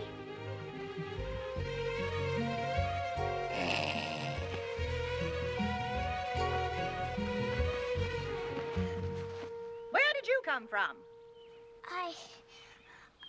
Look up, speak nicely, and stop twiddling your fingers all the time. I'm lost. I lost my way. What do you mean, your way? All the ways around here belong to me. And curtsy while you're thinking of what to say. It saves time. I only wanted to see what the garden was like, Your Majesty. I thought I'd try and find my way to the top of this hill. Oh, the land. It's all marked out like a large chessboard. Well, of course it is. This is all one big game of chess? One big game that's being played all over the world? I can't believe it. There must be pieces moving everywhere. I wish I was one of them. Oh, you're going to be. How wonderful! I wouldn't even mind being a pawn, but I'd rather be a queen. But you're going to be a pawn. One of the White Queen's little brats is too young to play, so you'll have to take her place. You'll be a pawn, which will start you in the second square of the board, naturally. I can't play. I really must be going home. When you're queen, you may go home. But you said I was only going to be a pawn. That's quite correct. But when you reach the 8th square of the chessboard, then you'll be a queen, and then you may go home. Hurry! We'll miss everything. Hurry where? I'll show you. Faster, faster!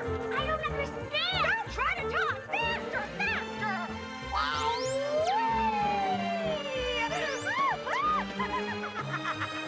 Are we nearly there? No! Faster, faster!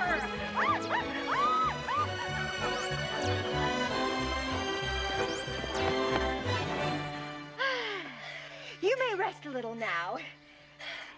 We haven't gotten anywhere.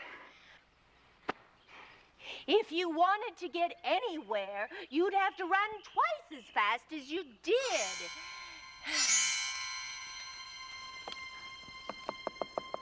Now what are you doing? I'm taking measurements. At the end of 3 yards, I shall have some more rules for you. And at the end of 5 yards, I shall go. Can't you stay and talk a while? Well, that does it. I really must be going now. If you do make it to the 8th square, then we shall all be queens together, and it will all be feasting and fun. How will I get home? Tell me. What happened to her? Oh, my. I will find my way home. Just know I will.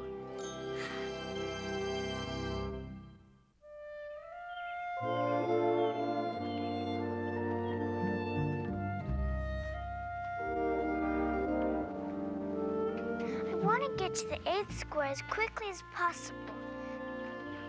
Which way do I go? What do I do?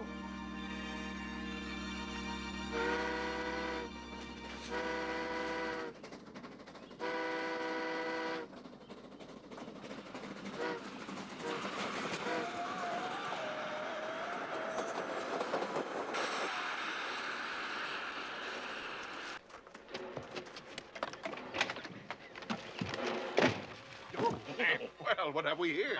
My. Tickets, please. Here you are.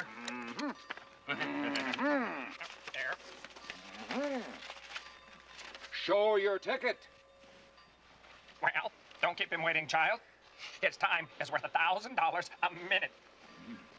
I'm afraid I haven't got one. There wasn't a ticket office where I came from. No excuses, please. You should have bought one from the engine driver. Ticket. He means the man who drives the engine also sells the ticket. You should have known that.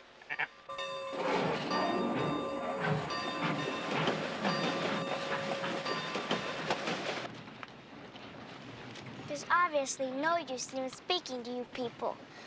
Or whatever you are. You'd better say nothing at all, then. Around here, language is worth $1,000 a word.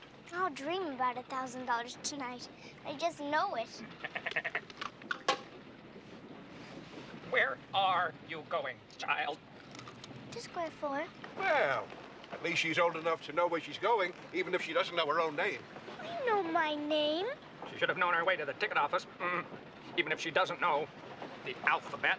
I know the alphabet. Nah. I really do. She'll have to go back from here as luggage. No, I won't. I don't belong on this railway journey at all. I was in the forest just now, and I wish I could get back there. Well, if wishes were horses, beggars would ride. That's an old expression. Here's another old expression. If you're so anxious to make a joke, why don't you make one?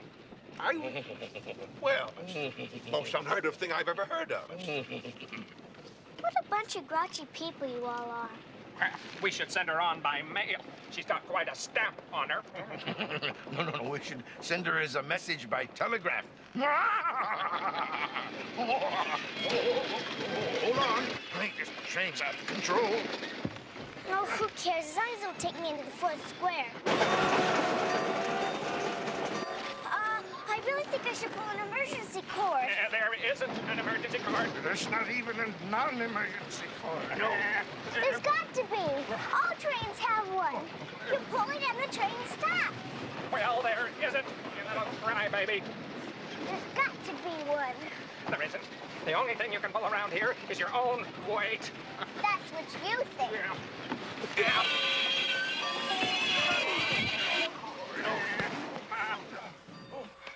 Well, must say.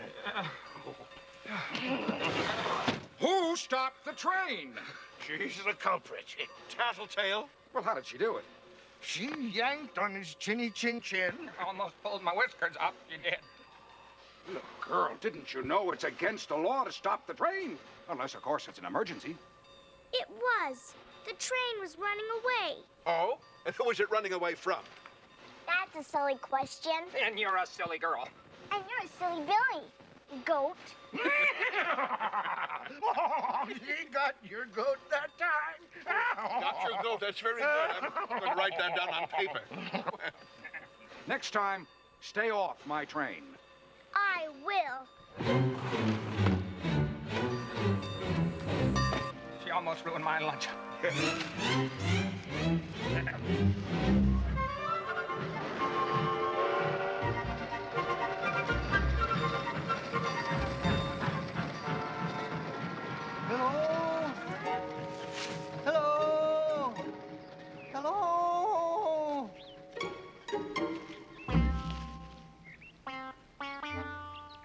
Hello. Hello. What do you want? You look like a very nice person. A very, very nice person who wouldn't hurt me even if I am an insect. I can see that. But exactly what kind of insect are you? I'm a gnat. But what kind of insects do they like where you come from? Well, I don't usually like insects where I come from. But could you please tell me if this is the fourth square? You see, I'm on my way to the 8th square, where I'll be a queen. Why would you want to be a queen? I guess then I'll be grown up enough to go home. And my mother will be so glad to see me. She'll see how grown up I am. Invite me to sit at tea. Is this the fourth square? Yes, but I wouldn't go in there if I were you. Well, as long as there aren't any monsters, I'm sure I'll be quite fine. Now, if you'll excuse me, I really must be going. Don't say I didn't warn you. No, I really would never say that. Bye.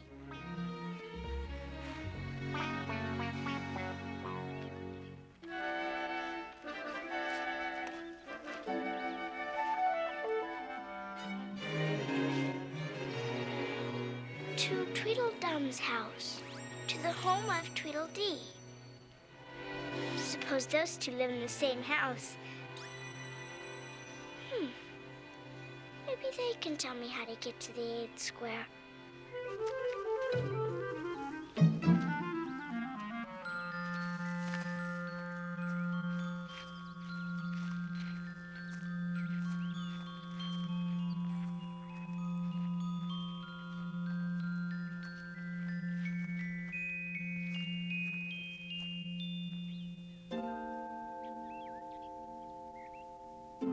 If you think we're waxworks, you really ought to pay, you know. Waxworks weren't made to be looked at for nothing. I didn't know you were alive. Contrariwise, if you think we're alive, then you should speak. Oh, yes. I'm very sorry. I know what you're thinking about. Well, it isn't so. No how. Contrariwise, if it was so, it might be, and if it were so, it would be. But as it isn't, it ain't. That's logic. Well, I was thinking which way was the best way out of the wood. Well, you've begun wrong. The first thing you do in a visit is you say, how do you do? And you shake hands. How do you do? Shake hands. Welcome to you. Shake hands. It's really quite important to be proper. And don't you dare to be dumb or you may come a cropper. The weather is fine. Shake hands. The pleasure is mine. Shake hands. And though the meeting may be fleeting, it's so lovely, don't you see? If you shake hands with me.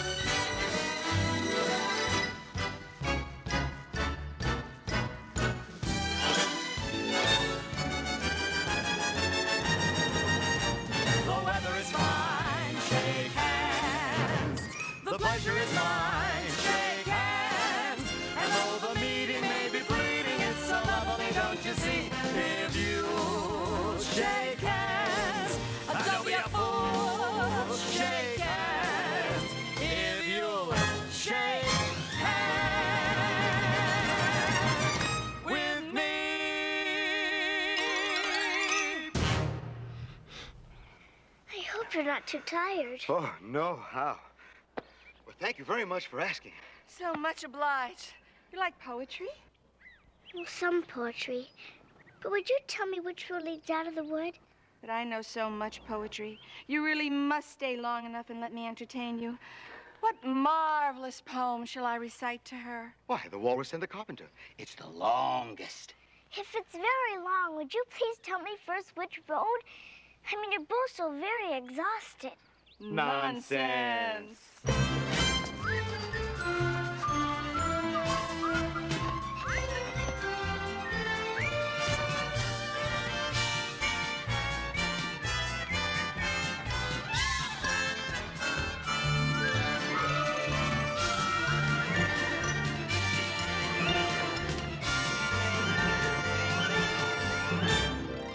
The sun was shining on the sea, shining with all his might. He did his very best to make the billows smooth and bright. And this was odd because it was the middle of the night. The moon was shining sulkily because she thought the sun had got no business to be there after the day was done. It's very proud of him, she said, to come and spoil the fun. The sea was wet as wet could be. The sands were dry as dry. You could not see a cloud because no cloud was in the sky. No birds were flying overhead. There were no birds to fly.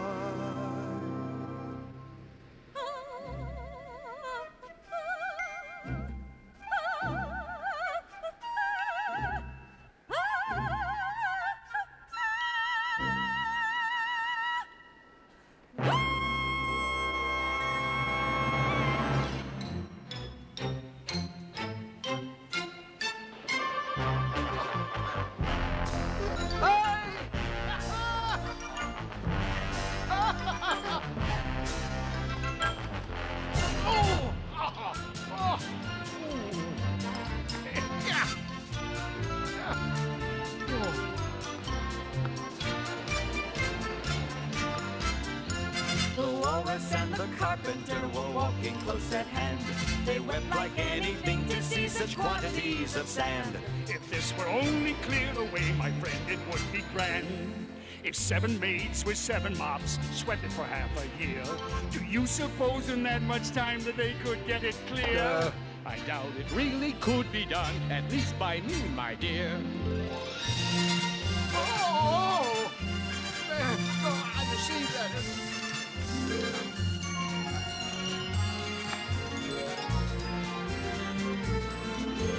Oh, oysters, come and walk with us, we truly do beseech. A pleasant walk, a pleasant talk along the briny beach. We cannot do with more than four to give a hand to each.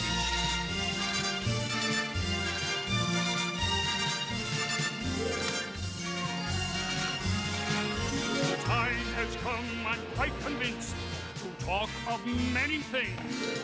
Of shoes and chips and sealing wax, of cabbages and kings.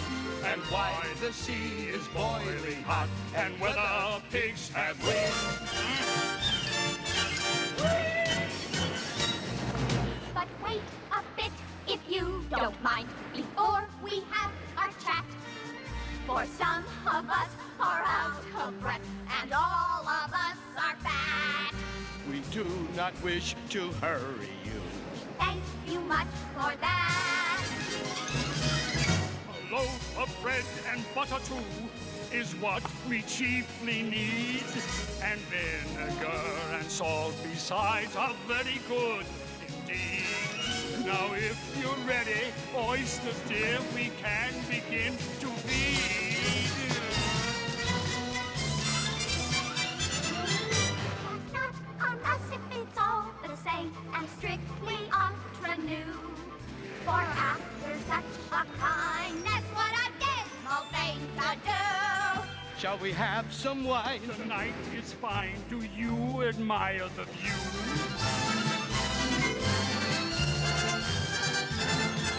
It was so kind of you to come, and you are so very nice. Talk is cheap by the briny deep. Cut us another slice. I wish you were not quite so deaf. I've had to ask you twice. It seems a rather dreadful shame to play them such a trick. After we brought them out so far and made them trot so quick. Say what you will, but as for me, the butter's spread too thick.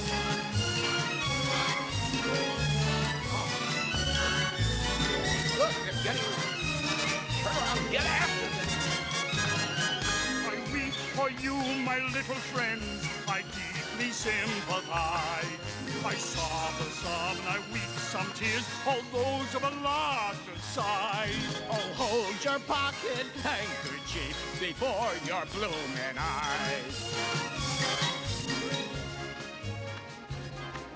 Oh, oyster, said the carpenter, you've had a pleasant run.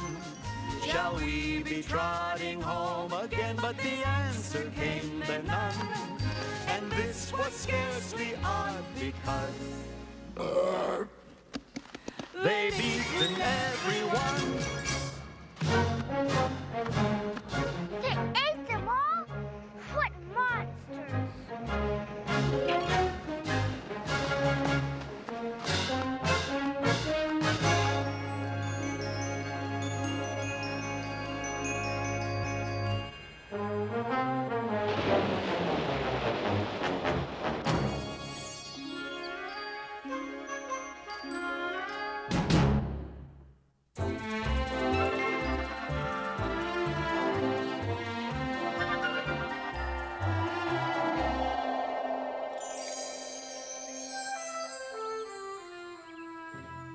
What's somebody Shaw?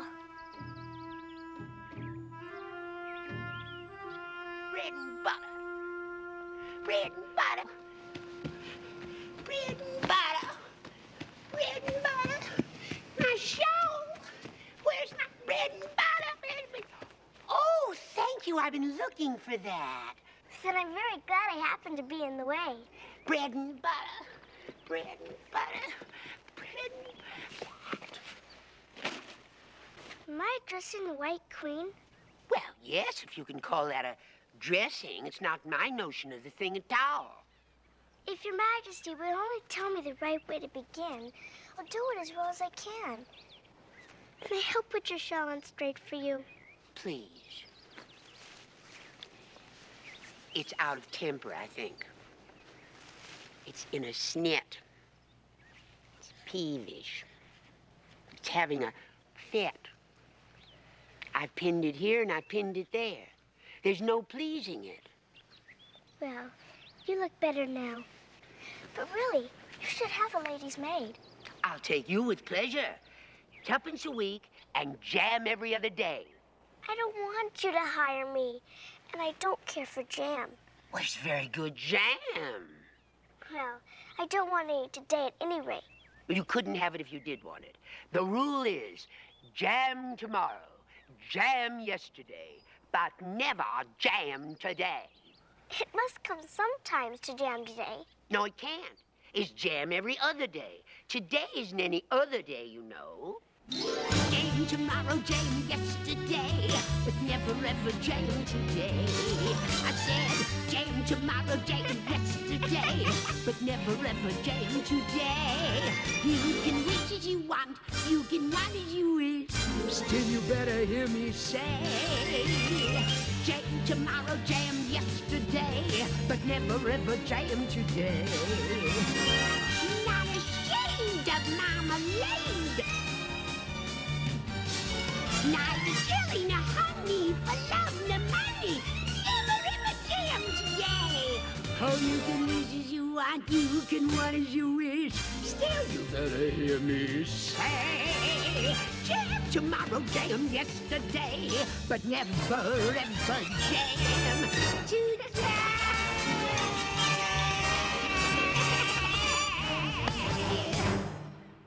It's dreadfully confusing.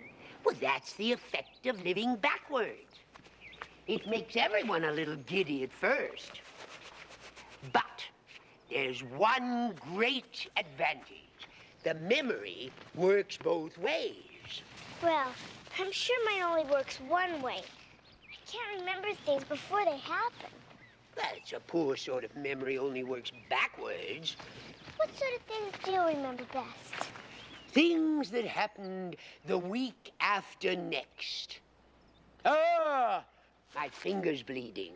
Ah! How'd that happen? Have you stuck your finger? Well, I haven't stuck it yet, but I soon shall. Ah! When do you expect to do it? When I fasten my shawl again. The brooch will come undone directly. Be careful, you're holding it all crooked. See? That accounts for the bleeding. Now you understand the way things happen here. How old are you? 7.5 exactly. I'm just 101. I can't believe that. You can't? I hope your finger's better now. Better. Much better.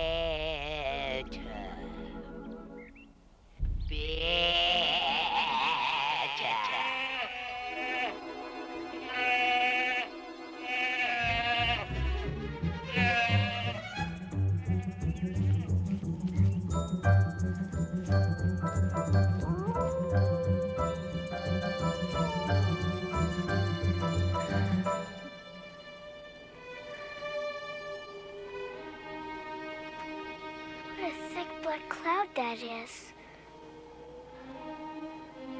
I believe it's got wings. I hope it's not...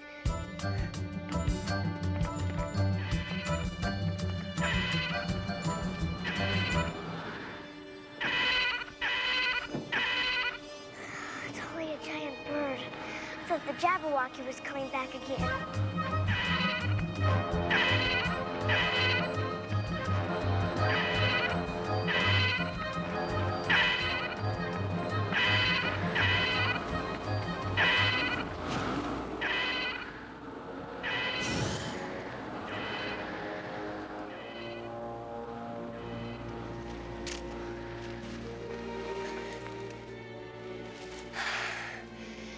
Can't reach me here. It's too large to get through the trees. I wish it wouldn't flap its wings so. It's like a hurricane.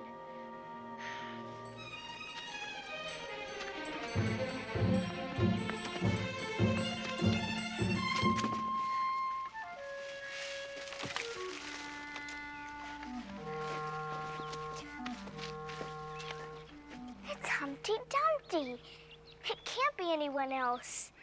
And he looks exactly like a giant egg. Young lady, it's not very nice to tell someone he looks like an egg. Some eggs are very beautiful, you know. Some people have no more sense than a baby. My name's Alice, sir. That's a stupid name. I may be stupid, sir, but don't you think it'd be a lot safer down here on the ground? The wall is very narrow. Of course I don't think so. Why, even if I did fall off, the king has promised to that... send all of his horses and all of his men to put Humpty Dumpty back together again. You've been snooping at doors, or you couldn't have known that. Oh, no. It's in a book of very famous nursery rhymes. What a beautiful belt you got. Really?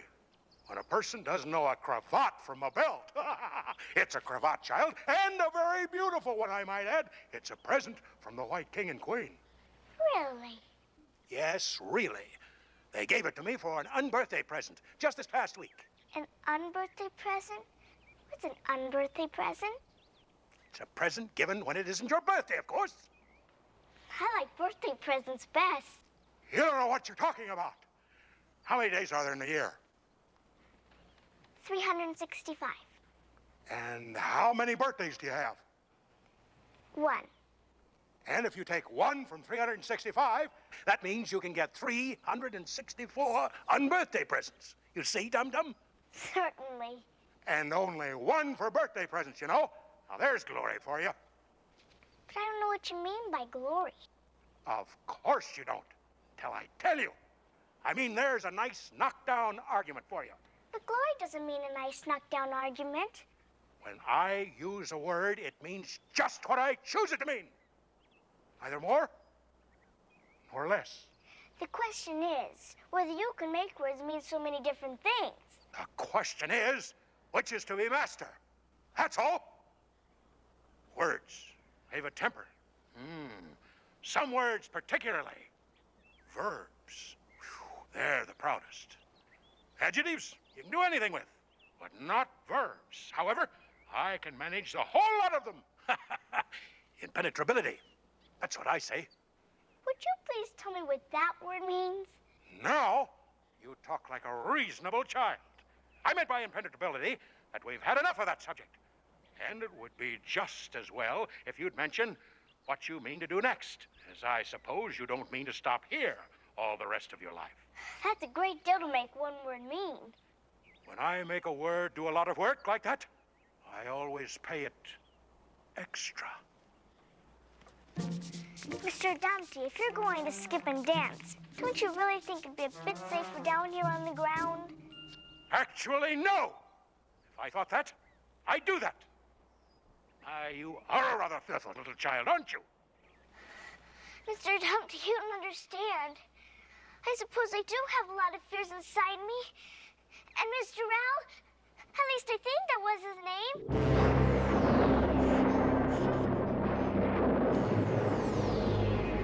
Mr. Dumpty, my fears are bringing back the Jabberwocky. Jabberwocky?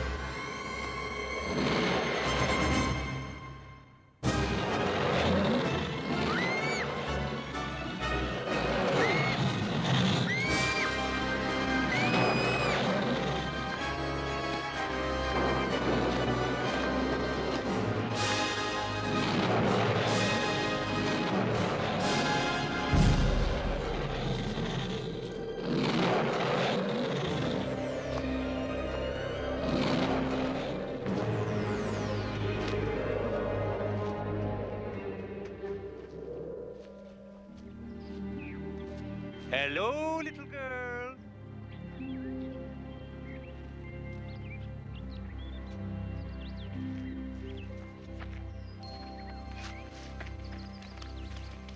Did you happen to see my two messengers as you came through the wood? No, Your Majesty. Well, would you mind looking along this road here and tell me if you can see either of them?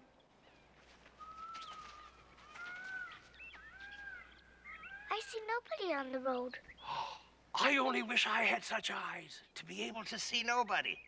It's as much as I can do to see real people by this light. I see somebody now. But he's coming very slowly. His name is Hay-Haw. He's an Anglo-Saxon messenger. Listen. I love my love with an H because he is happy. I hate him with an H because he is hideous. I fed him with ham sandwiches and hay. His name is Hayor, and He lives on the hill. My other messenger's called Hatter. I must have two, you know, to come and go. One to come and one to go. Oh, yes. I beg your pardon. It isn't respectable to beg. Your Majesty! You frightened me! I feel faint. Give me a ham sandwich. Nothing but hay left now. Hay, then. Hay. There's nothing like eating hay when you feel faint. I think throwing cold water over you would be better. I didn't say there was nothing better. I said there was nothing like it.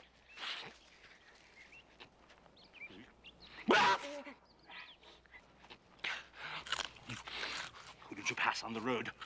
I'll whisper it. They're at it again! Did you call that a whisper? Who's at it again? Well, the lion and the unicorn, of course. Let's run and see them. Oh, no, please. I really must be getting on my way. The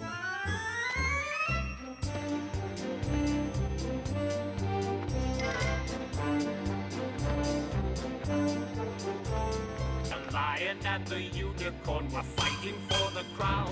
The lion beat the unicorn all around the town. But you don't understand. I really must be going home.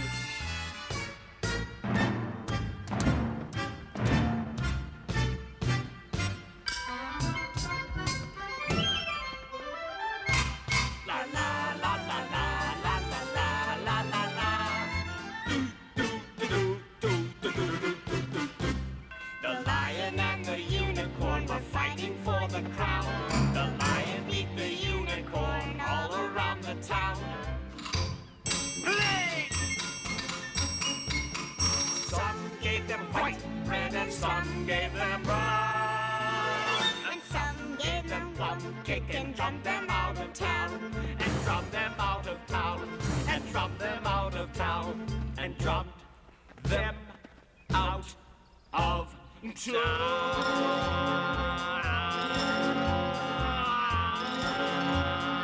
Umpiliada, umpiliada, umpiliada, umpiliada. The lion and the unicorn, the lion and the unicorn, the lion and the unicorn, the lion and the unicorn were fighting for the crown.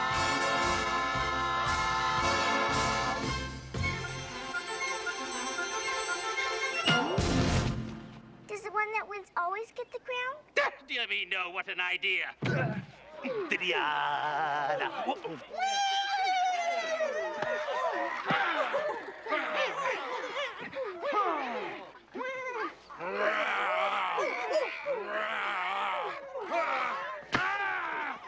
my.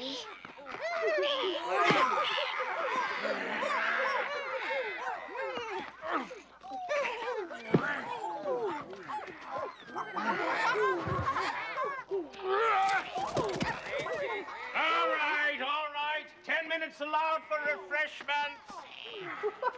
I don't think they're going to fight anymore today. I should hope not. Go order the drums to begin. You know, boom, boom.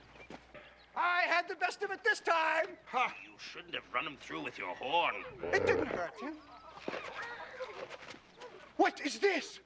A child. We only found it today. It's as large as life and twice as natural. A child? But I always thought that children were fabulous monsters. Is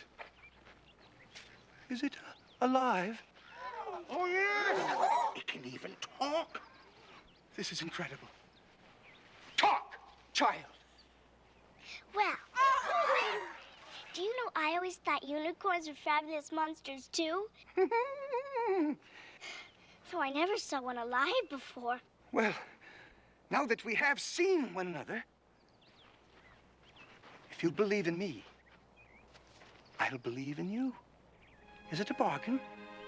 Yes, if you like. That'd be rather pleasant. Are you animal, vegetable, or mineral? You dum-dum! I've already told you she's a fabulous monster. Then hand round the cake, monster. Yes, sir. Right away, sir. May I please have the cake? Be careful. If you drop it, the lion will eat you. I wouldn't do that.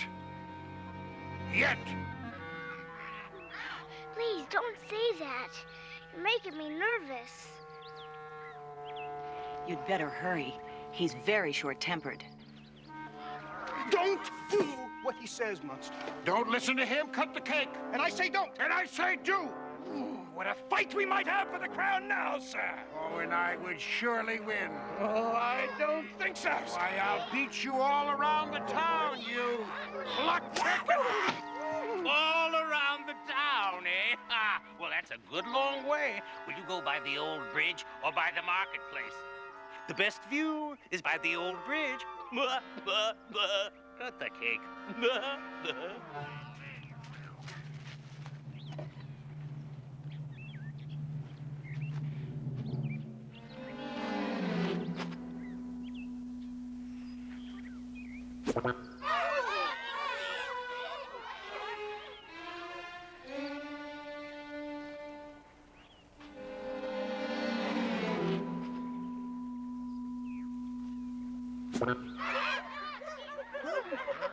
The monster's having an awful time trying to cut that cake. I've cut it twice, but it just seems to go back together again. You don't know how to serve looking-glass cake. Hand it round first, then cut it afterwards.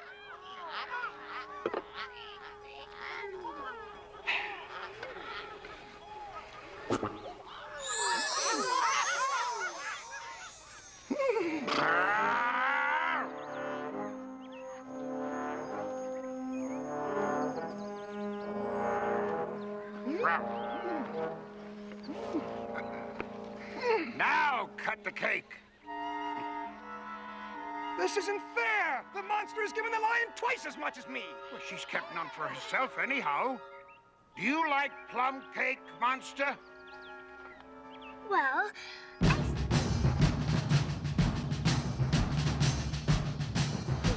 what is that sound?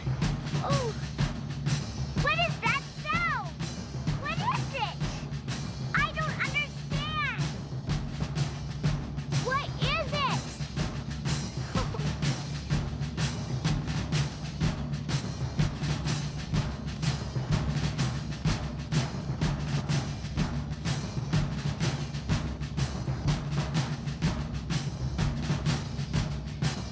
That voice doesn't drum anybody out of town. Nothing ever will.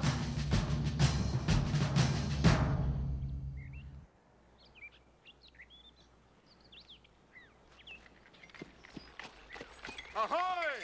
Ahoy! Hi! Hi! Wow. Check. You're my prisoner.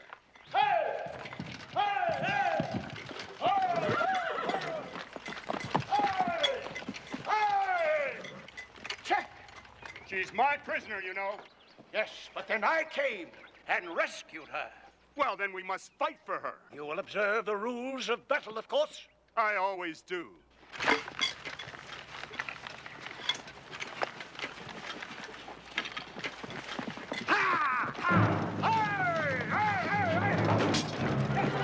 are so many fights in Looking-Glass Land.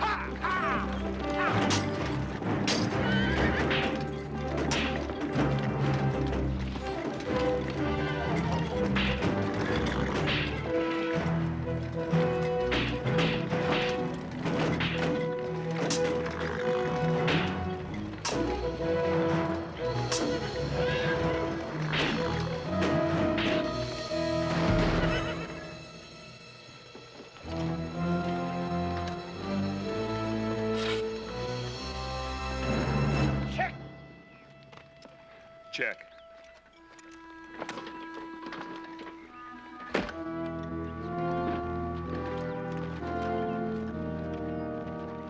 It was a glorious victory, wasn't it? Huh? I don't know. I don't want to be anybody's prisoner. I just know I must become a queen if I'm ever to get home again. And you will. When you have crossed the next brook, you will definitely be a queen. I will see you safe to the end of the wood. Then I must go back, you know. Yes, that is the end of my move. Thank you very much. Come, I'll get you on your way. All right.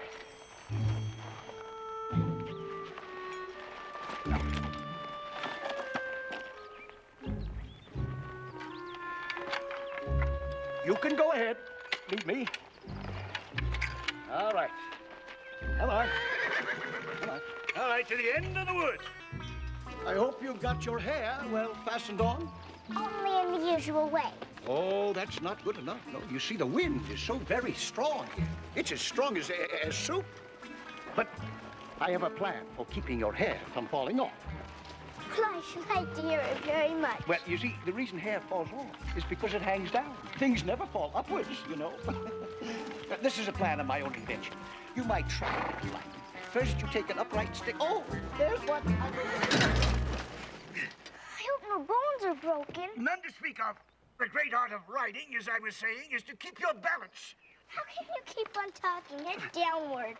What does it matter where my body happens to be? My mind goes on working all the same. In fact, the more head downwards I am, the more I keep inventing new things. Like this song I am about to sing to you. Is it long? Because you said you would see me to the end of the wood. That I shall. I take your hand. I understand. And we are dancing. Without a word. It seems absurd, but we are dancing. We didn't need a cue, yet with a girl like you, it seems the thing to do. Don't you agree? Yes, I do. I hear the strings, my poor heart sings, and we are dancing. We share a smile, and for a while, we two are dancing. If ever time should bring another year, another spring, they'll be compared to what I've shared with you.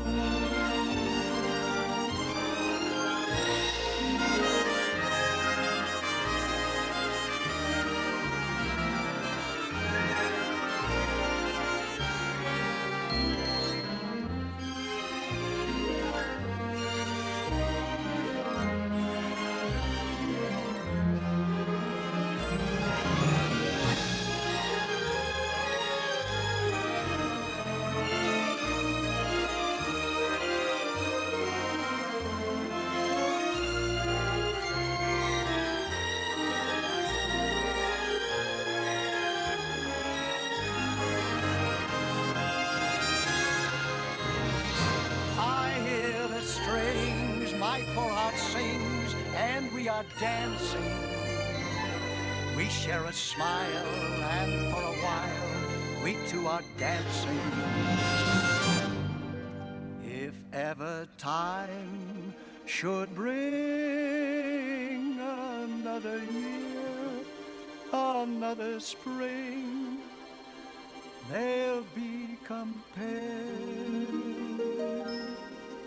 to what I've shared with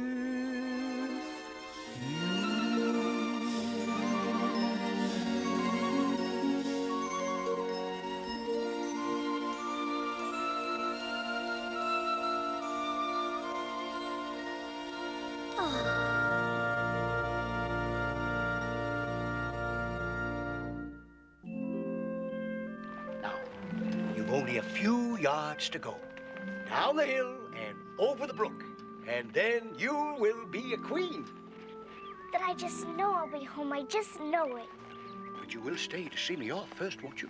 I shan't be long, and if you simply wave your handkerchief, it will encourage me very much. All the finest damsels do that sort of thing. Of course, I'll wait. And thank you very much for saving me. Farewell, fair maiden. Farewell, gallant knight. Oops.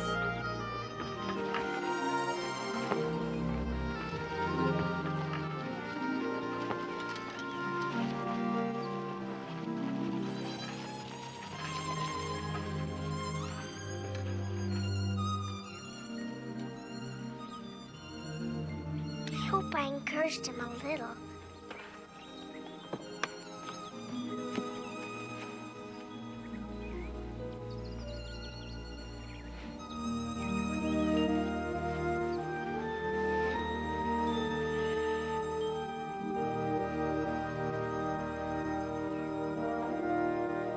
This must be the 8th square. I'm so happy to get here.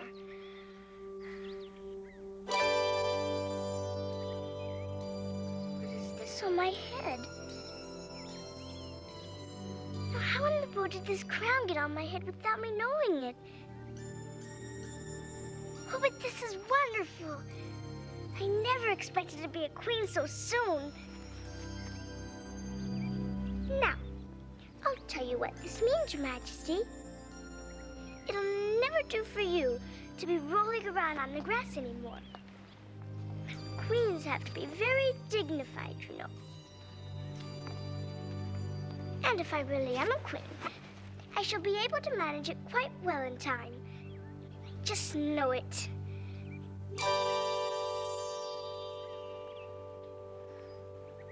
Please, would you tell me how I might Speak when you're spoken to.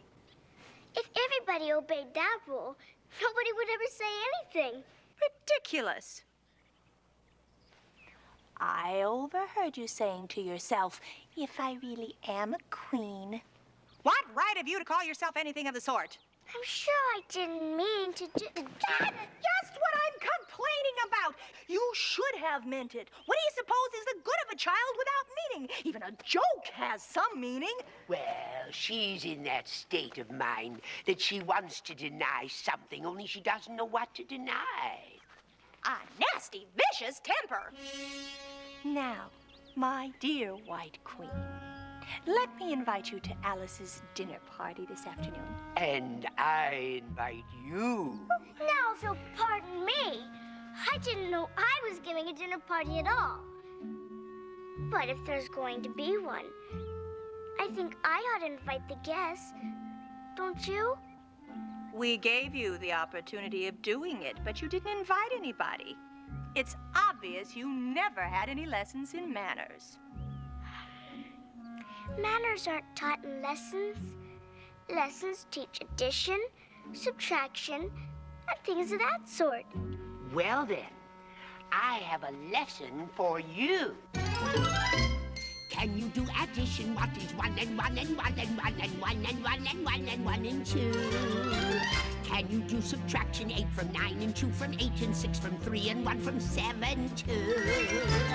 Can you do division? 6 divided by a 3 and then a 2? Yes, you. Can you multiply, my dear? Then what are 3 times 6 and 2 times 10? And then again. Addition.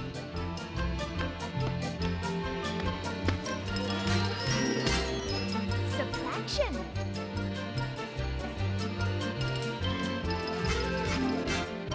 Division.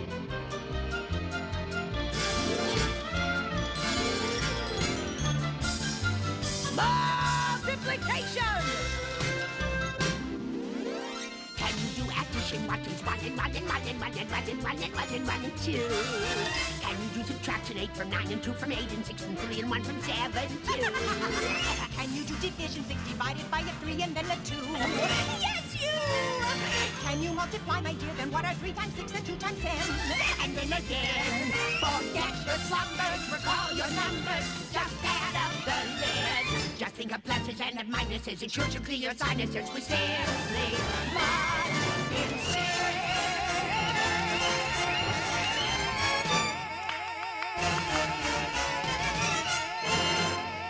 insist. Well, Alice, what's your answer? I don't know. I lost count. Well, then, of course, you do know your ABCs. Sure I do. So do I. Oh, we shall have such glorious times together, saying the alphabet over and over. Can you answer useful questions? How is bread made? I know that. First, you take some flour. Ah, but where do you pick the flour? It isn't picked at all. It's ground. Oh, fan her. She's probably just feverish from all of this thinking. Do you know languages? What is French for fiddle-dee-dee? I'll tell you what. If you'll tell me what language fiddle-dee-dee is, I'll tell you the French for it. Queens never make bargains. I wish queens never ask questions. Well, here's a question with an answer. Is life just a giant game of chess? I assure you, the answer is yes.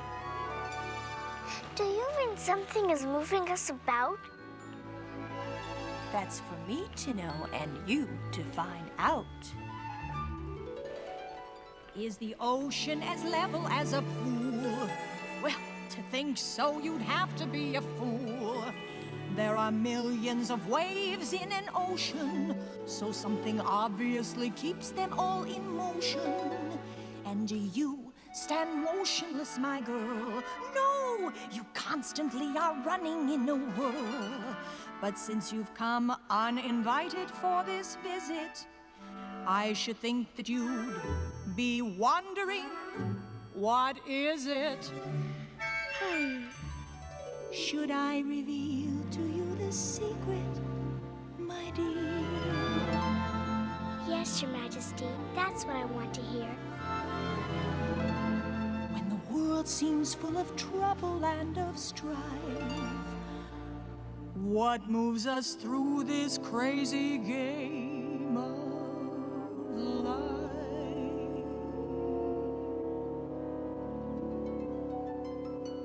Emotions. Emotions.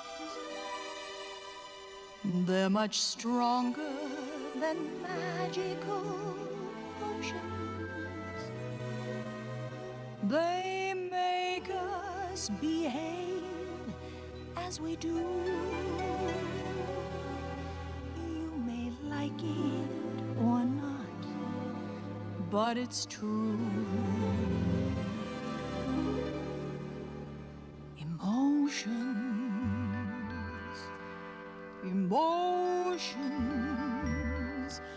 When we smile or we frown, that is why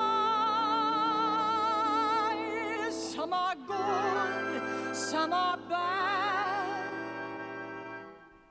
some are sweet, some are sad. Can't escape them, however we try.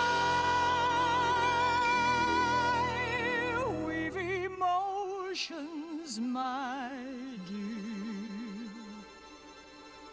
till we die.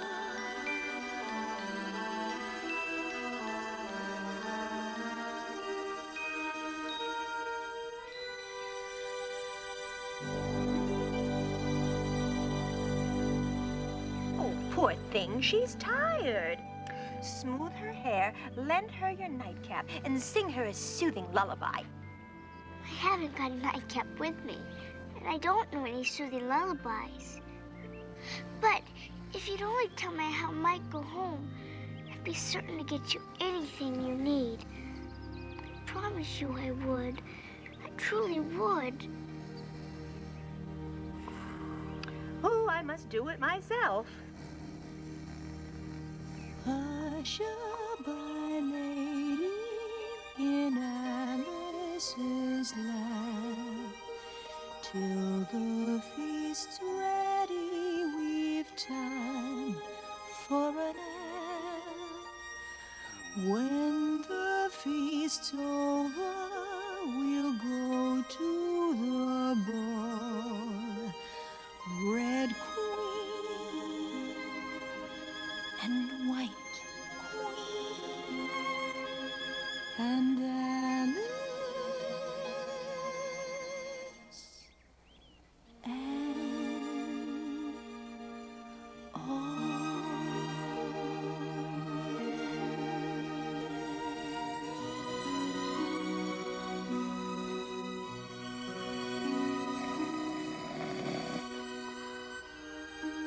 Mother, Father, will I ever see you again?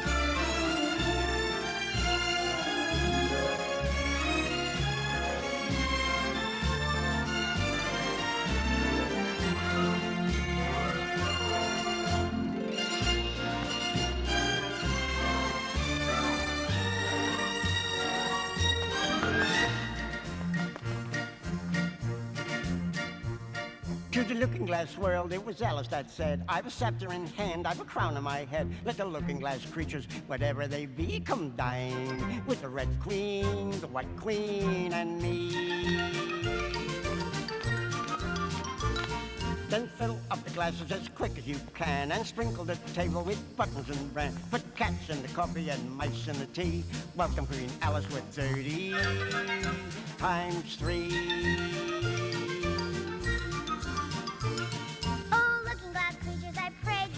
Tis an honor to see me, a favor to hear. Tis a privilege high to have dinner and tea with the red queen, the white queen, and me.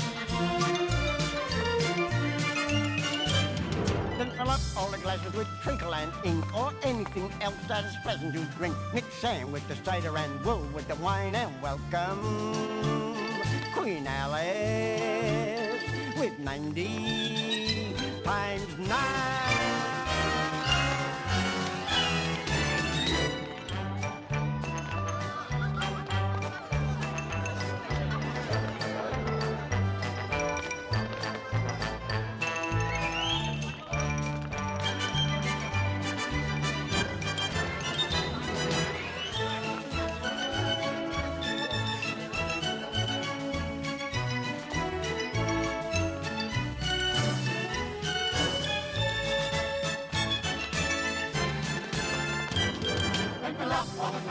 Treacle and ink, or anything else that's pleasant to drink. Mix sand with the cider and wool with the wine and welcome Queen Alice with 90 times 9. Welcome, Queen Alice. Thank you. We drink to your health.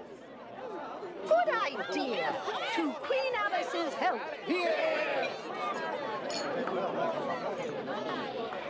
You ought to return your appreciation in a neat speech. We're only teaching you the very basics of proper behavior. Oh, yes, dear. If you're ever invited to tea anywhere, you'll need to know these little pleasantries. It's proper that you should know about proper behavior. I thank you all. But please, everyone, show me how I go home. I don't want to be here anymore. All I want to do is to go home.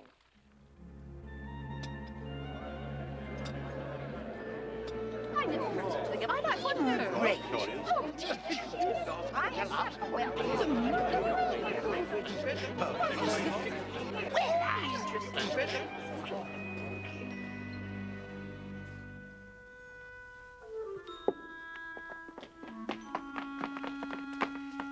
A present's come for you, dear.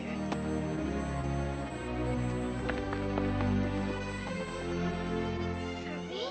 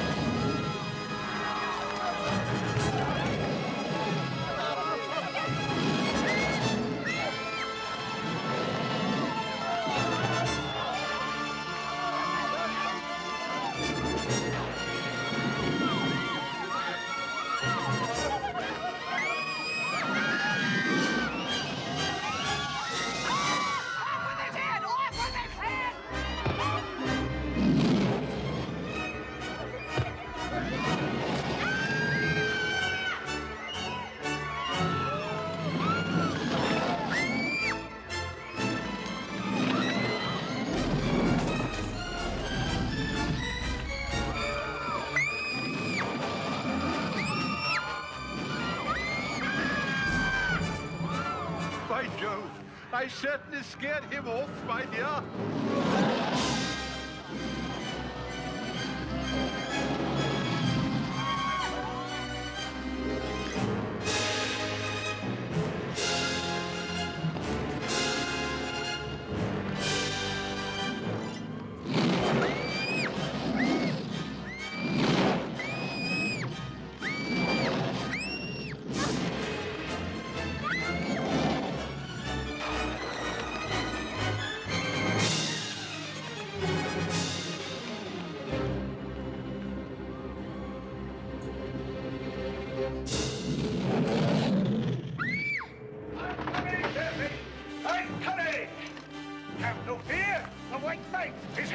No! Go back, he'll kill you, he really will! I'll save you, fair maiden. Do not be afraid.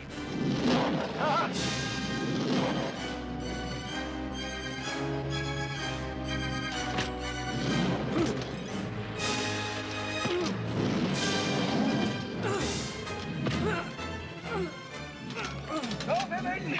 Go. I'll hold the matchrock. Go, I say. Save yourself.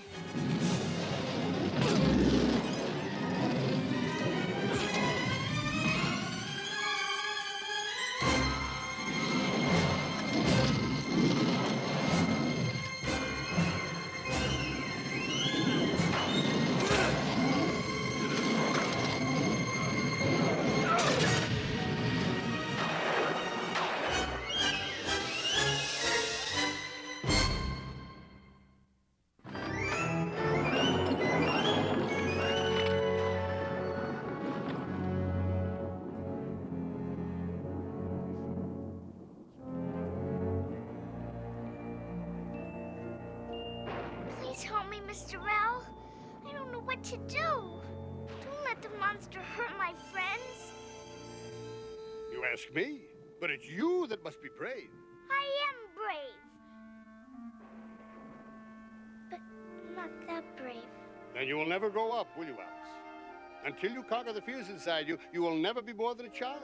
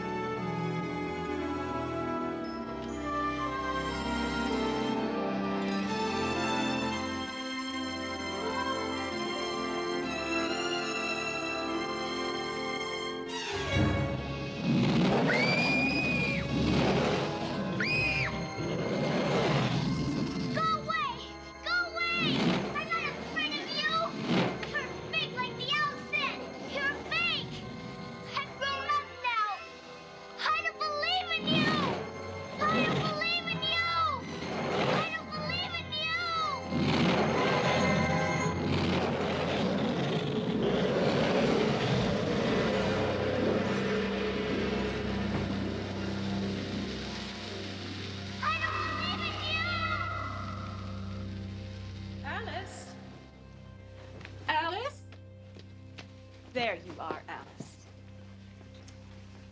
I've been calling you for some time, dear. Where on earth have you been? Oh, so many places, Mother. I have so much to tell you.